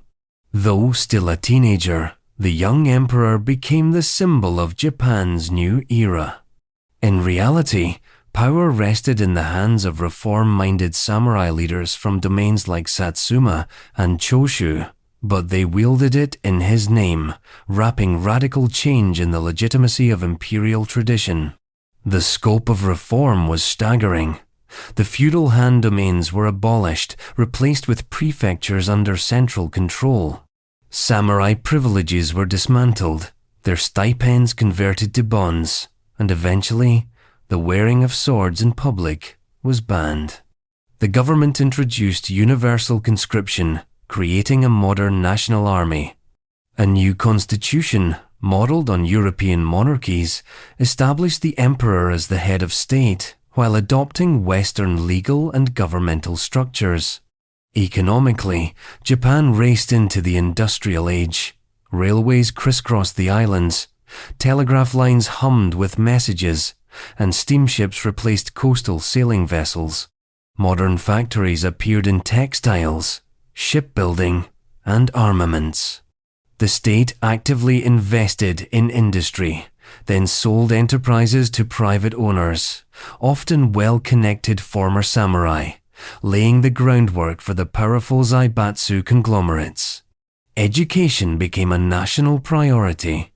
The government established a public school system, sending students abroad to learn Western science, engineering, and medicine. Western dress and hairstyles spread among officials and the urban elite, while architecture blended Japanese and European styles. The slogan of the era, Fukoku Kyohei, enrich the country, strengthen the army, captured the dual goals of modernization and military strength. The Meiji Emperor himself became a carefully curated symbol of unity. He traveled across the country, the first Japanese monarch in centuries to be seen by commoners.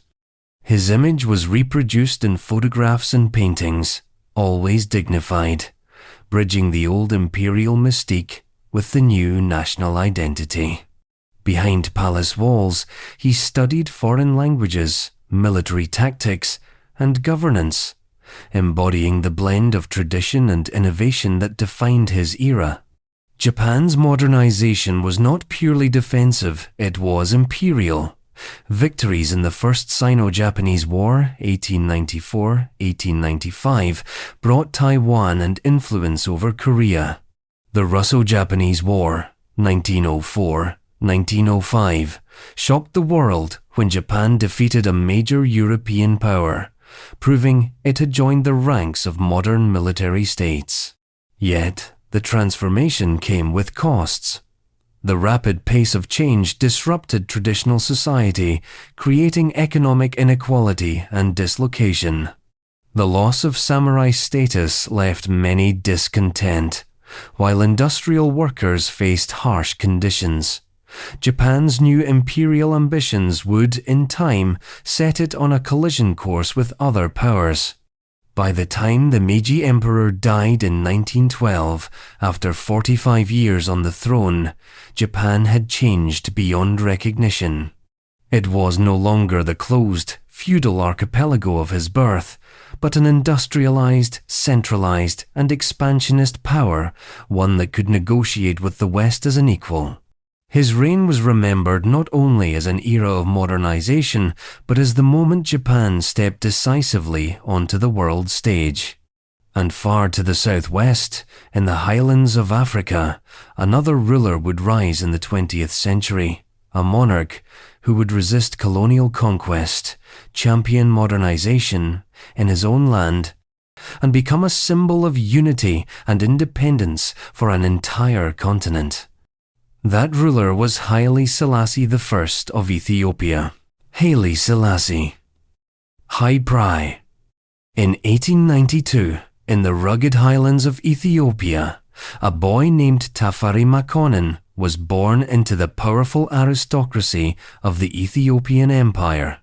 His lineage was ancient, traced, according to tradition, all the way back to the biblical King Solomon and the Queen of Sheba. In an age when much of Africa was carved up by European colonial powers, Ethiopia stood as a rare independent kingdom, its sovereignty fiercely guarded. The young Tafari would grow up to not only defend that sovereignty, but to become a global symbol of African independence. From an early age, Tafari showed both intellect and political acumen.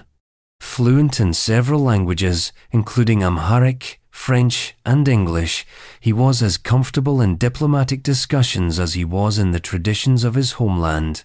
His rise through the ranks was steady provincial governor, then regent, and by 1930, emperor.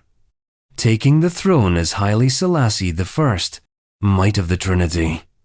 His coronation was a spectacle attended by dignitaries from around the world, signaling Ethiopia's place on the global stage. Haile Selassie's vision for Ethiopia was one of modernization. He introduced the country's first written constitution in 1931, which established a parliament, albeit one with limited powers, and sought to centralize authority under the crown. Roads, schools, and hospitals were built. Efforts were made to modernize the military, a necessity in a continent increasingly under threat from imperial powers. That threat arrived in 1935 when fascist Italy, under Benito Mussolini, invaded Ethiopia in a war of aggression meant to avenge Italy's defeat at ADWA 4 decades earlier. The Italian military brought modern weaponry, tanks, and aircraft, along with the horrific use of chemical weapons against Ethiopian forces armed largely with rifles and spears. Despite courageous resistance, the capital, Addis Ababa, fell in 1936, and Haile Selassie was forced into exile. But his exile became a stage for one of the most famous speeches of the 20th century. In June 1936, Haile Selassie addressed the League of Nations in Geneva, pleading for collective security and warning that Ethiopia's fate would foreshadow the world's own if aggression went unchecked.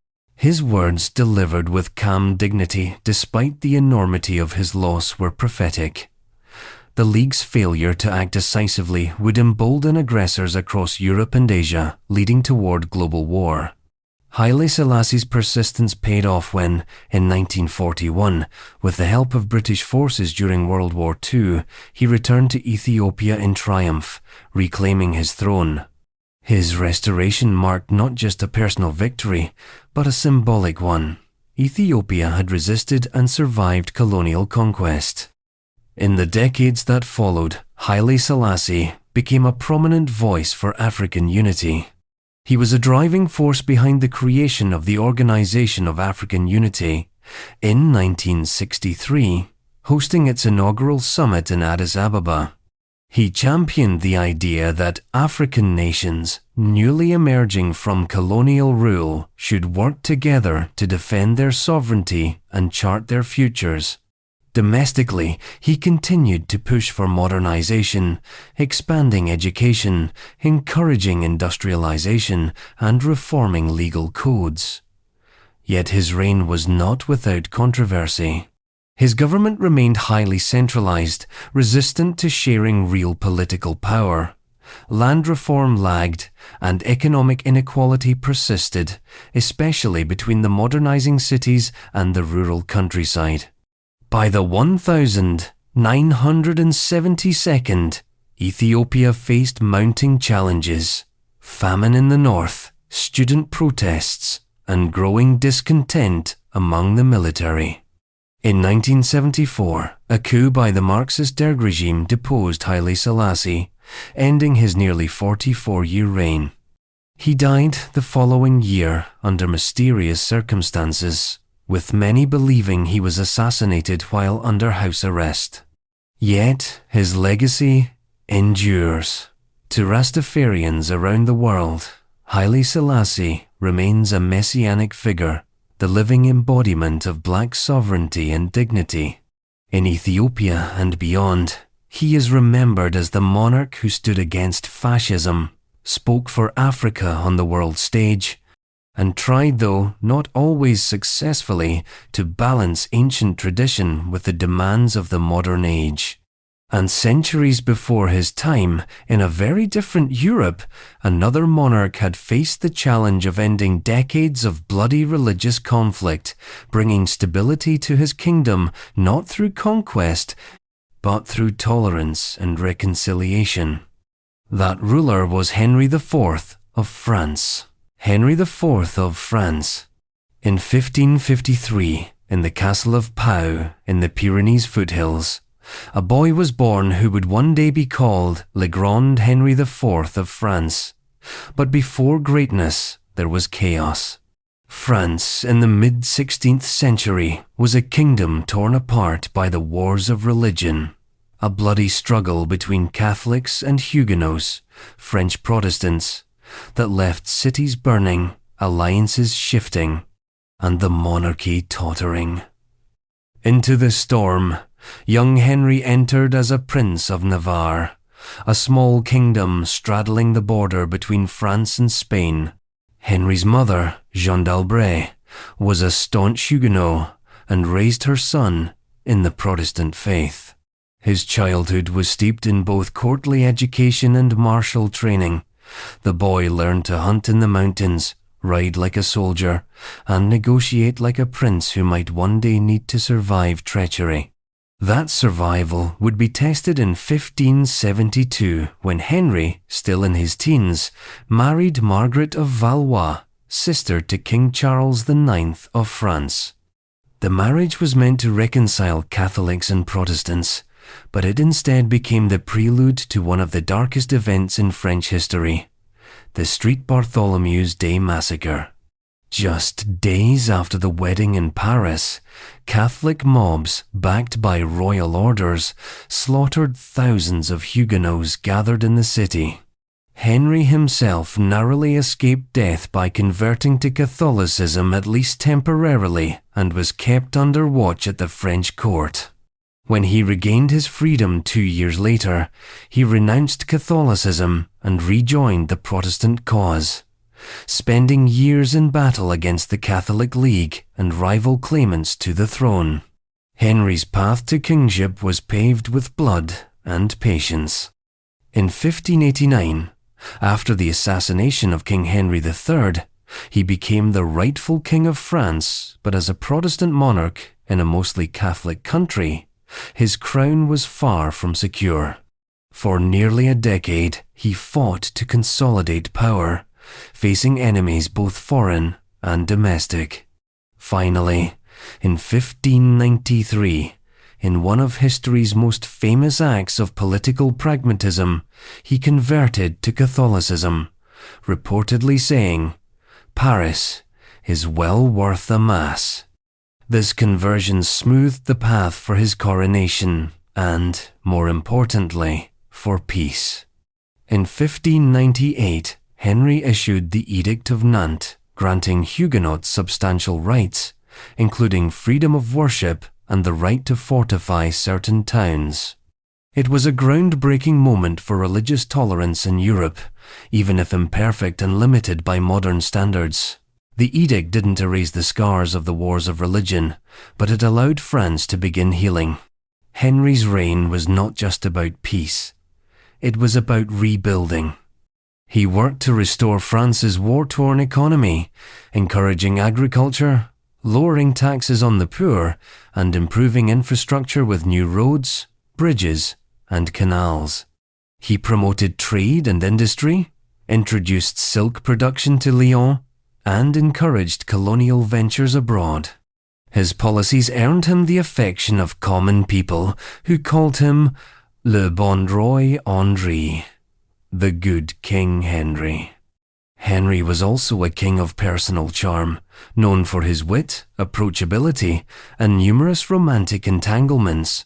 Unlike many monarchs who walled themselves off from their subjects, Henry was often seen mingling with the people, listening to their grievances, and making them feel that the crown cared.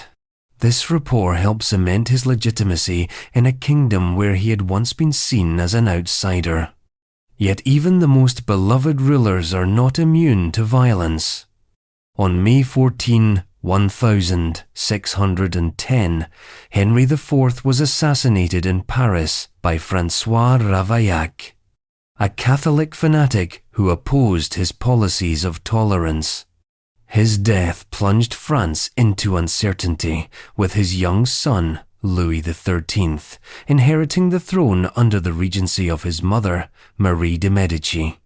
Henry left behind a France more stable, prosperous, and unified than he had found it. His blend of pragmatism, tolerance, and attention to the welfare of his subjects marked a turning point in French history, setting the stage for the Bourbon dynasty's dominance in the century to come. And decades before Henry's rise, in the rugged mountains of northern Greece, another monarch had been shaping an army and a vision that would give birth to one of history's most legendary conquerors, his own son. That ruler was Philip II of Macedon. Philip II of Macedon. In 382 BCE, in the ancient kingdom of Macedon, a boy named Philip was born into a royal house that was more precarious than powerful. At the time, Macedon was considered a rough, semi-barbarian frontier state by the refined city-states of southern Greece. It had resources, fertile plains, timber, and horses, but it lacked the political stability and military discipline to play a dominant role in Greek affairs. By the time Philip II ascended the throne in 359 BCE, that would change entirely.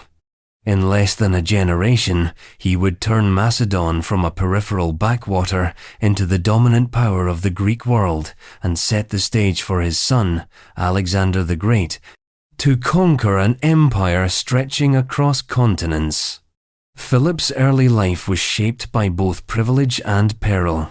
As a youth, he was held hostage in Thebes for several years, a common practice in Greek diplomacy. What might have been a humiliation became an education. In Thebes, he observed the military reforms of the brilliant general Epaminondas, including the innovative use of the oblique phalanx formation. He studied their disciplined citizen army, their tactics, and their ability to blend military precision with political strategy. When he returned to Macedon, he carried with him not only knowledge but a vision for transforming his homeland's military. Philip became king under dire circumstances. His predecessor had been killed in battle. Macedon's borders were under attack from neighboring tribes, and the army was in disarray. Philip moved quickly. He reorganized the military, creating the Macedonian phalanx, a formation of soldiers armed with the sarissa, and one 8-20 foot spear that gave his infantry unmatched reach in battle. The phalanx was drilled to perfection, moving as a single unbreakable unit. He also built up a professional cavalry force, using it to deliver decisive blows on the battlefield. But Philip's genius went beyond tactics. He was a master of diplomacy and intrigue, marrying strategically into the royal families of neighboring states to secure alliances and neutralize enemies. He bribed, negotiated, and intimidated as readily as he fought. Cities and kingdoms that resisted him often found themselves facing not only Macedon's army, but also a web of political isolation he had woven in advance. Over the next 2 decades, Philip expanded Macedon's territory through a mix of conquest and cunning. He subdued the Illyrians to the northwest, secured gold and silver mines in Thrace to fund his campaigns, and took control of key ports along the Aegean coast. His most significant achievement came in Greece itself. By exploiting the rivalries between Athens, Thebes, and other city-states, he positioned himself as both a threat and a potential peacemaker. In 338 BCE, at the Battle of Chaeronea, Philip's forces decisively defeated the combined armies of Athens and Thebes. The victory cemented Macedonian dominance over Greece and led to the formation of the League of Corinth, a federation of Greek states with Philip as its leader. Ostensibly, the League was created to unite Greece against Persia, but it also ensured that the city-states would remain firmly under Macedonian control. Philip's ambitions extended far beyond Greece. He began preparations for a grand campaign against the Persian Empire, a venture that promised wealth, glory, and revenge for the Persian invasions of the previous century. But in 336 BCE, on the eve of departure, Philip was assassinated during the wedding celebrations of his daughter. The exact motives remain a mystery, whether the killer acted out of personal revenge, political conspiracy, or a combination of both. Philip's death might have plunged Macedon into chaos, but he had built an army, an administration, and a power structure so strong that his 20-year-old son, Alexander, could step into the role and not only hold the kingdom together, but carry out the plan to invade Persia. Without Philip's reforms, vision, and relentless drive, there would have been no Alexander the Great, at least not the one history remembers. And nearly 2 centuries later, in the cold northern reaches of Europe, another monarch would rise who, like Philip, combined military brilliance with innovative tactics to turn a relatively small kingdom into a dominant force on the continental stage. That ruler was Gustavus Adolphus of Sweden. Gustavus Adolphus. In 1594, in the royal palace of Stockholm, a boy was born who would change the face of European warfare and place Sweden at the center of continental politics. His name was Gustavus Adolphus, the son of King Charles IX and Queen Christina of Holstein-Gottorp. At the time, Sweden was a rising but still fragile power on the edge of Europe, hemmed in by rival kingdoms and locked in the bitter conflicts of the early modern age. By the time Gustavus was finished, Sweden would command respect as one of the great military states of the 17th century. From a young age, Gustavus was trained for leadership in the most demanding way possible. His father, a hard, pragmatic ruler, ensured that his son learned the arts of governance, diplomacy, and war. He spoke multiple languages, Swedish, German, Latin, and was drilled in mathematics, engineering, and the study of fortifications. At just 16, he began participating in state councils. By 17, he was leading troops in the field. His youth did not make him reckless, it made him keen to prove himself. When Gustavus ascended the throne in 1611 at the age of 17, he inherited 3 wars at once against Denmark, Russia, and Poland-Lithuania. Most young monarchs would have been crushed under such a burden. Gustavus, however, treated it as his proving ground. Though he was forced to concede territory to Denmark in the Kalmar War, he stabilized Sweden's eastern borders by securing key territories from Russia in the Treaty of Stolbovo, 1617. This gave Sweden control over vital trade routes and access to the Baltic Sea, what he called Sweden's inner lake. Gustavus's true genius emerged in military innovation. At a time when European armies relied on slow, unwieldy formations, he emphasized mobility, flexibility, and the integration of arms. He lightened artillery so it could move quickly on the battlefield, trained infantry to maneuver in smaller, more responsive units, and perfected the use of combined arms coordinating infantry, cavalry, and artillery into a single, fluid fighting force. His soldiers were disciplined professionals, drilled to adapt in the chaos of combat. These reforms turned Sweden into a formidable war machine, but Gustavus was not content to guard his borders. His moment on the European stage came with the 30 Years' War, a conflict that began as a struggle between Catholic and Protestant states within the Holy Roman Empire, but evolved into a broader political and dynastic contest. By 1630, much of Protestant Germany was on the brink of collapse under Catholic Habsburg pressure. Gustavus, a committed Lutheran and a shrewd strategist, saw both a religious cause and a political opportunity. Landing on the coast of Pomerania with a relatively small army, he quickly established himself as a force to be reckoned with. His victory at the Battle of Breitenfeld in 1631 was a turning point in the war, shattering the myth of Habsburg invincibility and inspiring Protestant resistance. The following year, at the Battle of Lutzen, Gustavus won another decisive victory, though it would be his last. Charging at the head of his cavalry, he was struck down in the thick of battle, his body later found with multiple wounds. Gustavus's death in 1632 at the age of 37 cut short a reign that had already reshaped Europe's military and political balance. Under his leadership, Sweden had transformed from a peripheral kingdom into a central actor in continental affairs. His innovations in tactics, organization, and logistics would influence European warfare for generations. He left behind not only a stronger Sweden, but a legacy as one of history's great soldier kings, a ruler who led from the front, reformed his nation, and fought with both vision and ferocity. And while Gustavus had pushed a northern kingdom into the heart of continental politics, another monarch, born more than 2 centuries later, would preside over an empire on which the sun never set, an era defined by industrial might, global reach, and a reign so long it became synonymous with an age. That monarch was Queen Victoria of the United Kingdom. Victoria. In 1819, at Kensington Palace in London, a child was born who would one day lend her name to an entire era.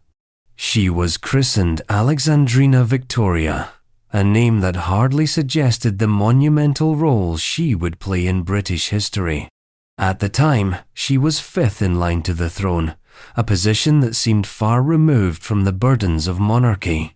Yet a series of deaths within the royal family propelled her toward the crown, and by the age of 18, she would be Queen of the United Kingdom of Great Britain and Ireland. Her reign, lasting more than 63 years, would become the longest in British history until the reign of Elizabeth II. When Victoria came to the throne in 1837, Britain was a country in transition. The Industrial Revolution was in full swing, transforming the economy, society, and the very landscape. Railways stitched the country together, factories roared in cities, and a growing middle class was demanding a greater voice in politics. Overseas, Britain was expanding its colonial holdings, building what would become the largest empire in history. From the outset, Victoria sought to define her role not merely as a constitutional monarch bound by Parliament, but as a moral and symbolic figure for the nation. Her marriage in 1840 to Prince Albert of Saxe-Coburg and Gotha was a turning point. Albert became not only her partner, but her closest political advisor, championing causes from public education to the abolition of slavery in the empire. Together, they projected an image of domestic stability and moral respectability that resonated deeply with Victorian society's values. The Queen's public role was balanced by a keen sense of personal involvement in governance. While she respected the constitutional limits of her power, she corresponded tirelessly with her ministers, expressed firm opinions on policy, and maintained a keen interest in foreign affairs. Under her watch, Britain navigated major events such as the Irish potato famine, the Crimean War, and the passage of significant reforms expanding the electorate. Victoria's reign coincided with Britain's emergence as the preeminent global power. The empire stretched across continents, controlling territories in Asia, Africa, the Americas, and the Pacific. The phrase, "the sun never sets on the British Empire," became a reality during her time on the throne. Colonial expansion was often celebrated in Britain as a sign of progress and civilization, though it also brought exploitation, resistance, and conflict in the lands under imperial control. Her personal life profoundly affected her public image. The death of Prince Albert in 1861 plunged Victoria into deep mourning. She wore black for the rest of her life and withdrew from many public duties for years, leading to criticism that she was neglecting her role as monarch. Yet her eventual return to public life, spurred partly by Prime Minister Benjamin Disraeli's flattery and political acumen, restored her popularity. Disraeli's government made her Empress of India in 1876, further linking her name to the empire's grandeur. In her later years, Victoria became something of a living symbol of stability in an age of rapid change. She presided over jubilees that celebrated her long reign, and her image, serious, matronly, and enduring, became an emblem of British identity. Her court reflected both the grandeur of monarchy and the shifting tides of modernity, as telegraphs, photography, and steamships shrank the world. By the time of her death in 1901, Victoria had seen Britain through industrial revolution, political reform, imperial expansion, and cultural transformation. Her reign, the Victorian era, was marked by contrasts. Scientific progress alongside rigid social hierarchies, imperial glory alongside colonial injustice, moral restraint alongside rapid modernization. She left behind an empire at its height, but also a world poised on the brink of the upheavals that the 20th century would bring. And long before Victoria's empire reached its zenith, in a different corner of the world, another monarch presided over an empire at its own golden peak, one of grand architecture, legal reform, and cultural flourishing. That ruler was Suleiman the Magnificent of the Ottoman Empire. Suleiman the Magnificent. In 1494, in the palace of Trabzon on the Black Sea coast, a boy was born who would become the longest reigning sultan of the Ottoman Empire and one of the most formidable rulers in history. His name was Suleiman, but history would remember him with a title that reflected both awe and admiration: Kanuni, the lawgiver in the Islamic world, and the Magnificent in the West. His reign from 1520 to 1566 would mark the Ottoman Empire's political, military, and cultural zenith. Suleiman's early education was rigorous, designed to shape a prince capable of ruling a vast and diverse empire. He studied theology, law, literature, and history, but also mastered military strategy, horsemanship, and swordsmanship. By the time he inherited the throne at the age of 26, the Ottomans controlled a vast territory stretching from the Balkans to the Middle East. But there were still rival powers, both Christian and Muslim, that challenged their supremacy. From the start, Suleiman demonstrated that he intended to expand and consolidate Ottoman power. His first campaign struck at Europe's heart. In 1521, he captured Belgrade, opening the way for deeper incursions into Central Europe. 2 years later, he dealt a devastating blow to the Kingdom of Hungary at the Battle of Mohacs, where Hungarian forces were annihilated in a battle that lasted barely 2 hours. The victory shattered Hungarian independence and brought the Ottomans to the borders of the Habsburg domains. Suleiman's ambition extended to the Mediterranean as well. The capture of Rhodes in 1522 expelled the Knights Hospitaller, giving the Ottomans a key naval base. His fleets, commanded by legendary admirals like Barbarossa, Hayreddin Pasha, clashed with European powers for dominance of the seas, from the western Mediterranean to the Red Sea and Indian Ocean. At the height of his power, Suleiman could project naval force into waters far beyond the traditional Ottoman sphere. In 1529, he famously laid siege to Vienna, the gateway to Western Europe. Though the siege ultimately failed, hampered by logistical difficulties and the onset of winter, it marked the high watermark of Ottoman expansion into Central Europe and struck fear into the courts of Christendom. Suleiman was not only a conqueror, he was also a reformer. His title, the Lawgiver, reflected his codification of Ottoman laws, harmonizing centuries of Islamic jurisprudence and imperial decrees into a coherent legal framework. These reforms addressed property rights, taxation, and criminal justice, bringing greater consistency and fairness to the empire's administration. Under his rule, the legal system became a tool for uniting a diverse population of Muslims, Christians, and Jews under one imperial order. The Sultan's court in Constantinople became a beacon of cultural brilliance. Suleiman himself was a poet and patron of the arts. His reign saw the flourishing of Ottoman architecture, with masterpieces designed by the imperial architect Mimar Sinan, including the magnificent Süleymaniye Mosque, whose domes still dominate Istanbul's skyline. The court attracted scholars, calligraphers, painters, and musicians from across the empire and beyond. Suleiman's personal life was as notable as his public one. He broke with Ottoman tradition by marrying Hürrem Sultan, a former concubine of Ukrainian origin known in Europe as Roxolana. Her influence at court was significant, and together they became one of history's most famous royal couples. Their relationship marked by both political partnership and deep affection. By the time of Suleiman's death in 1566, while leading yet another military campaign in Hungary, the Ottoman Empire was at the height of its territorial reach, stretching across 3 continents.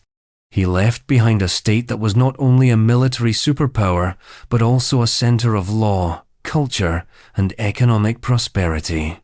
Yet even as the Ottomans reached their peak under Suleiman, across the Mediterranean and the deserts of North Africa and the Nile Valley, another monarch from an even more ancient lineage had once ruled a pharaoh whose reign was so long and monumental that his very name became synonymous with grandeur. That ruler was Ramesses II of Egypt. Ramesses II. Around 1303 BCE, in the golden age of Egypt's new kingdom, a boy was born who would become not just a king, but a living legend. His name was Ramesses, son of Pharaoh Seti I and Queen Tuya. By the time he ascended the throne in 1279 BCE, he was already a seasoned warrior and administrator, groomed from childhood to rule one of the most powerful civilizations on earth. His reign, lasting an extraordinary 66 years, would earn him the title Ramesses the Great and etch his image into the stone and memory of Egypt for millennia. Ramesses inherited an empire that stretched from the Nile Delta deep into Nubia and far north into the Levant. It was an age of wealth, international trade, and monumental building, but also one of constant rivalry with the Hittite Empire in Anatolia. The defining military event of his reign came early, the Battle of Kadesh in 1274 BCE. Kadesh was both a clash of arms and a clash of titans. Ramesses led a massive Egyptian force to recapture the strategic city from the Hittites, only to be lured into an ambush. In the chaos, Ramesses rallied his troops, fighting from his chariot at the front lines. Egyptian inscriptions, carved in grand relief on temple walls, depict him as a godlike warrior, single-handedly turning the tide. In truth, the battle was a stalemate, but in the annals of Egyptian propaganda, it was transformed into a glorious victory. The outcome of Kadesh eventually led to something unprecedented in recorded history: the world's first known peace treaty, signed between Ramesses and the Hittite king Hattusili III. It formalized an alliance that endured for decades, sealed by Ramesses' marriage to a Hittite princess. This diplomacy was as significant as any battlefield triumph, securing Egypt's northern frontier and allowing Ramesses to focus on consolidating and embellishing his empire. If Ramesses was a warrior in his youth, he became a builder for the ages in his maturity. His architectural projects were colossal in both scale and ambition. He expanded the great temple of Karnak, completed his father's work at Abydos, and constructed new temples at Luxor. His most famous creations are the Ramesseum, his mortuary temple on the west bank of Thebes, and the temples of Abu Simbel in Nubia, monuments carved directly into cliffs. Their towering statues of Ramesses gazing eternally over the Nile. These works were not just religious or civic projects, they were instruments of statecraft, designed to awe subjects and intimidate rivals. Ramesses' reign was also marked by prosperity. Agricultural surpluses, bustling trade routes, and the wealth of tribute from vassal states kept Egypt's coffers full. The pharaoh portrayed himself as the divine shepherd of his people, protector of the god's order, Miat, and father of his vast family. And vast it was. Ramesses is said to have fathered over 100 children with numerous wives and concubines, weaving a web of dynastic alliances across the kingdom. Yet the grandeur of his reign was not without strain. The cost of his building projects and military campaigns was immense, and in his later years, the pressures of maintaining Egypt's power began to show. Border threats never fully vanished, and internal resources were stretched thin. Still, Ramesses' longevity gave his rule a sense of timeless stability. By the time he died at around 90 years old in 1213 BCE, many Egyptians had known no other pharaoh in their lifetime. His mummy, discovered in the 19th century, revealed a man with strong features, still imposing in death. Today, his legacy stands in stone and story. A ruler who understood the power of image as much as the power of arms, and who used both to ensure that his name would echo across the ages. And far across the Atlantic, centuries after Ramesses' colossal statues were raised, another ruler presided over a very different kind of empire, one built not along a great river, but atop the high plateaus of central Mexico, where temples pierced the sky, and the gods demanded both tribute and blood. That ruler was Moctezuma I of the Aztec Empire, Moctezuma I. In 1440, the city of Tenochtitlan, a dazzling island capital rising from the waters of Lake Texcoco, welcomed a new ruler to the Aztec throne, Moctezuma I, remembered by history as Montezuma I. The Aztec Empire was still in its formative years, ruled by an alliance of three city-states, Tenochtitlan, Texcoco, and Tlacopan. But under Montezuma's leadership, it would transform from a regional power into a dominant Mesoamerican empire whose influence stretched from the Gulf Coast to the Pacific. Montezuma was no stranger to power. As a nobleman and seasoned warrior, he had already proven himself in military campaigns under his predecessor, Itzcoatl. Upon taking the throne, he inherited not only a growing city, but also a political system centered on tribute, alliance, and warfare. His reign would test and expand all three. The Aztec economy, like its politics, was rooted in conquest. Montezuma pursued an aggressive expansionist policy, launching campaigns against rival city-states and distant provinces. His armies marched into the fertile lands of the Gulf Coast, conquering the Huastec people and securing access to valuable resources such as cotton, cacao, and exotic feathers. Victories in the south and west brought coastal regions into the empire's orbit, ensuring a steady flow of tribute to Tenochtitlan. This expansion was not only about wealth, it was about feeding the Aztec spiritual worldview. The gods, particularly Huitzilopochtli, the sun and war deity, demanded nourishment in the form of human blood to ensure the cosmos continued its cycle. Conquest meant captives, and captives meant offerings to the gods. Under Montezuma I, the scale of ritual sacrifice increased, reinforcing the sacred role of warfare in Aztec society. Yet Montezuma's legacy is not just one of military might. He was also a visionary builder and administrator. Tenochtitlan, already a marvel of engineering, grew into one of the largest and most sophisticated cities in the world under his rule. He ordered the construction of an enormous aqueduct system, bringing fresh water from springs in Chapultepec to the city, a feat of hydraulic engineering that sustained a growing population and improved public health. Montezuma also oversaw the expansion of the Templo Mayor, the great double pyramid at the heart of Tenochtitlan, dedicated to Huitzilopochtli and Tlaloc, the rain god. This temple was the spiritual center of the empire, the stage for elaborate ceremonies, festivals, and sacrifices that bound together religion, politics, and the rhythm of daily life. His reign was not without hardship. Around the mid-15th century, central Mexico was struck by a devastating famine, likely caused by drought. Crops failed, and hunger swept through the valley. Montezuma responded with a combination of relief and ruthlessness, distributing food from state granaries where possible, but also using military campaigns to secure resources from other regions. These measures helped the empire recover, though the famine left a scar on the collective memory of his people. Montezuma was also a shrewd political operator.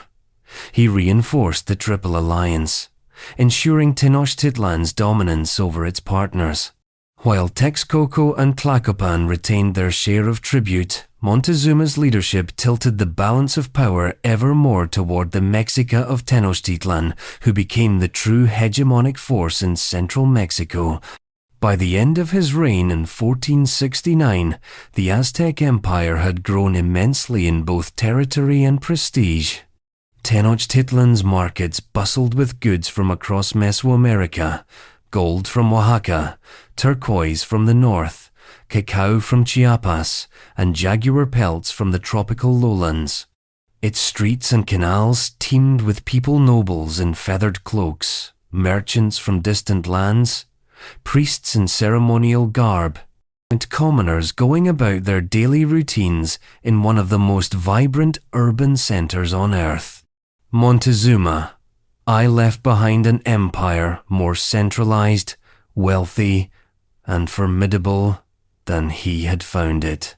His blend of military conquest, infrastructural genius, and religious fervor cemented the foundations upon which later Aztec rulers, most famously Moctezuma II, would build.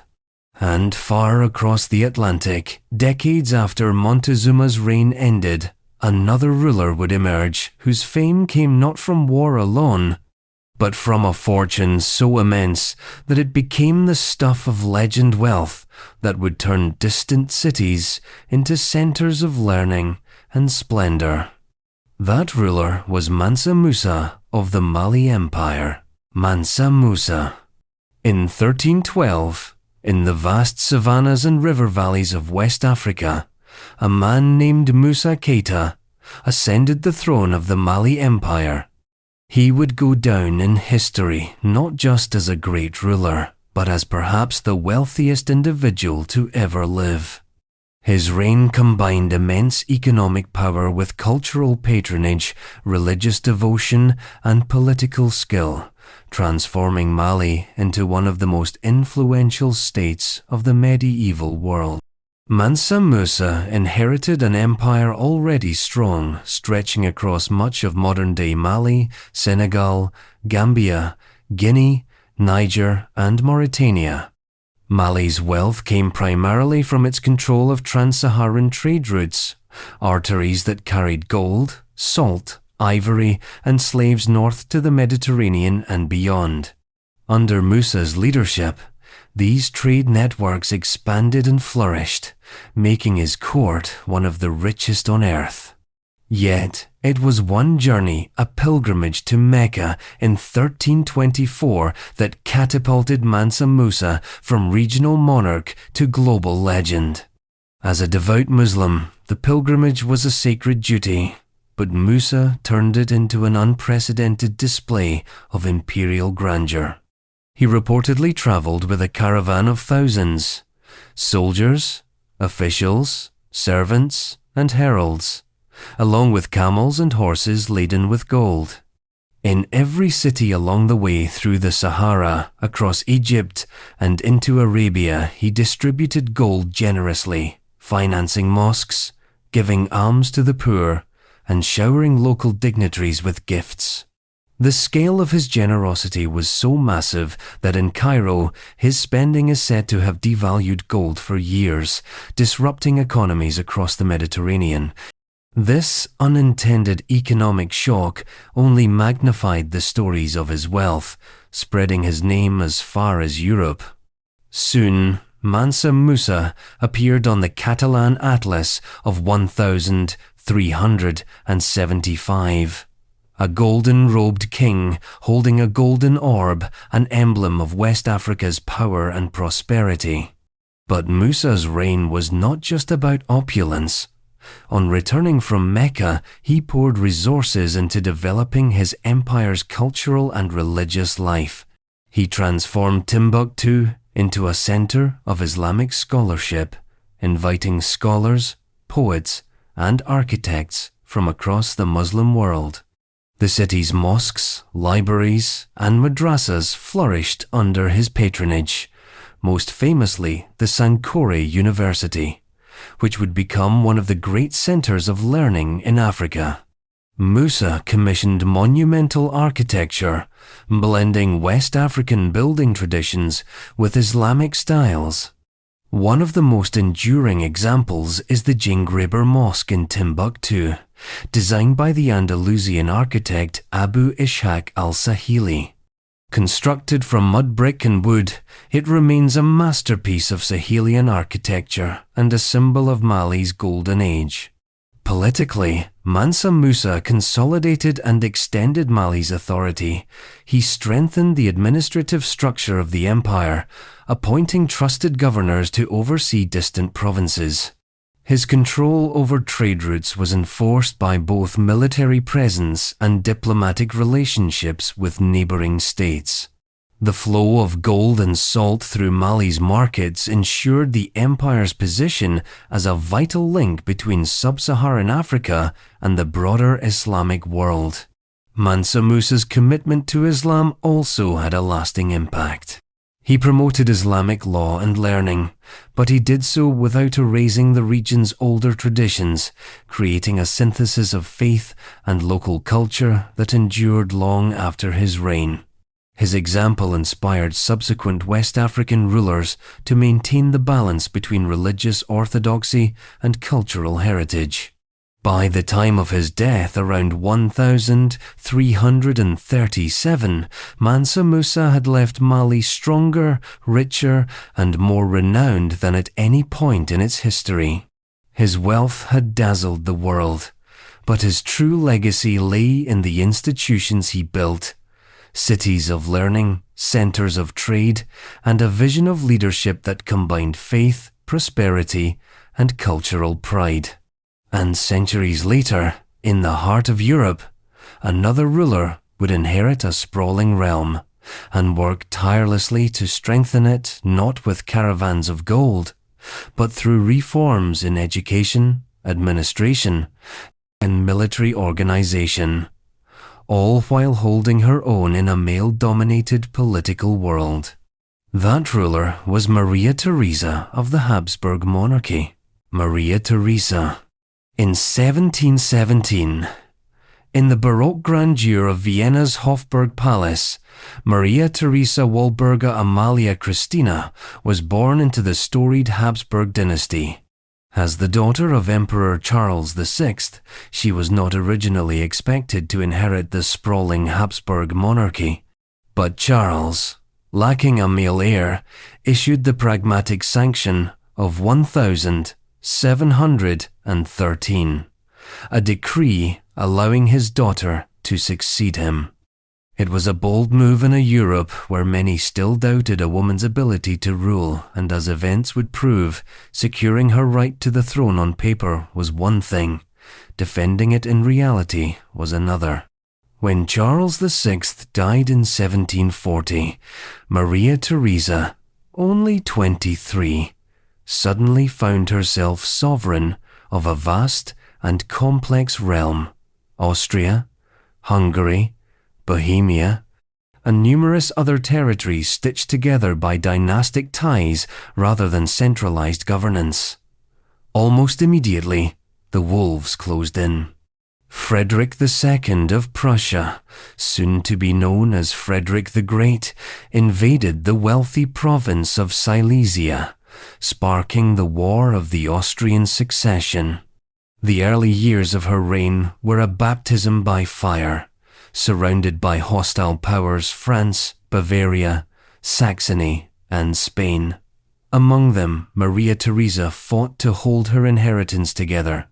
She personally rallied support from the Hungarian nobility, famously appearing before them in full court regalia, with her infant son in her arms, appealing to their loyalty.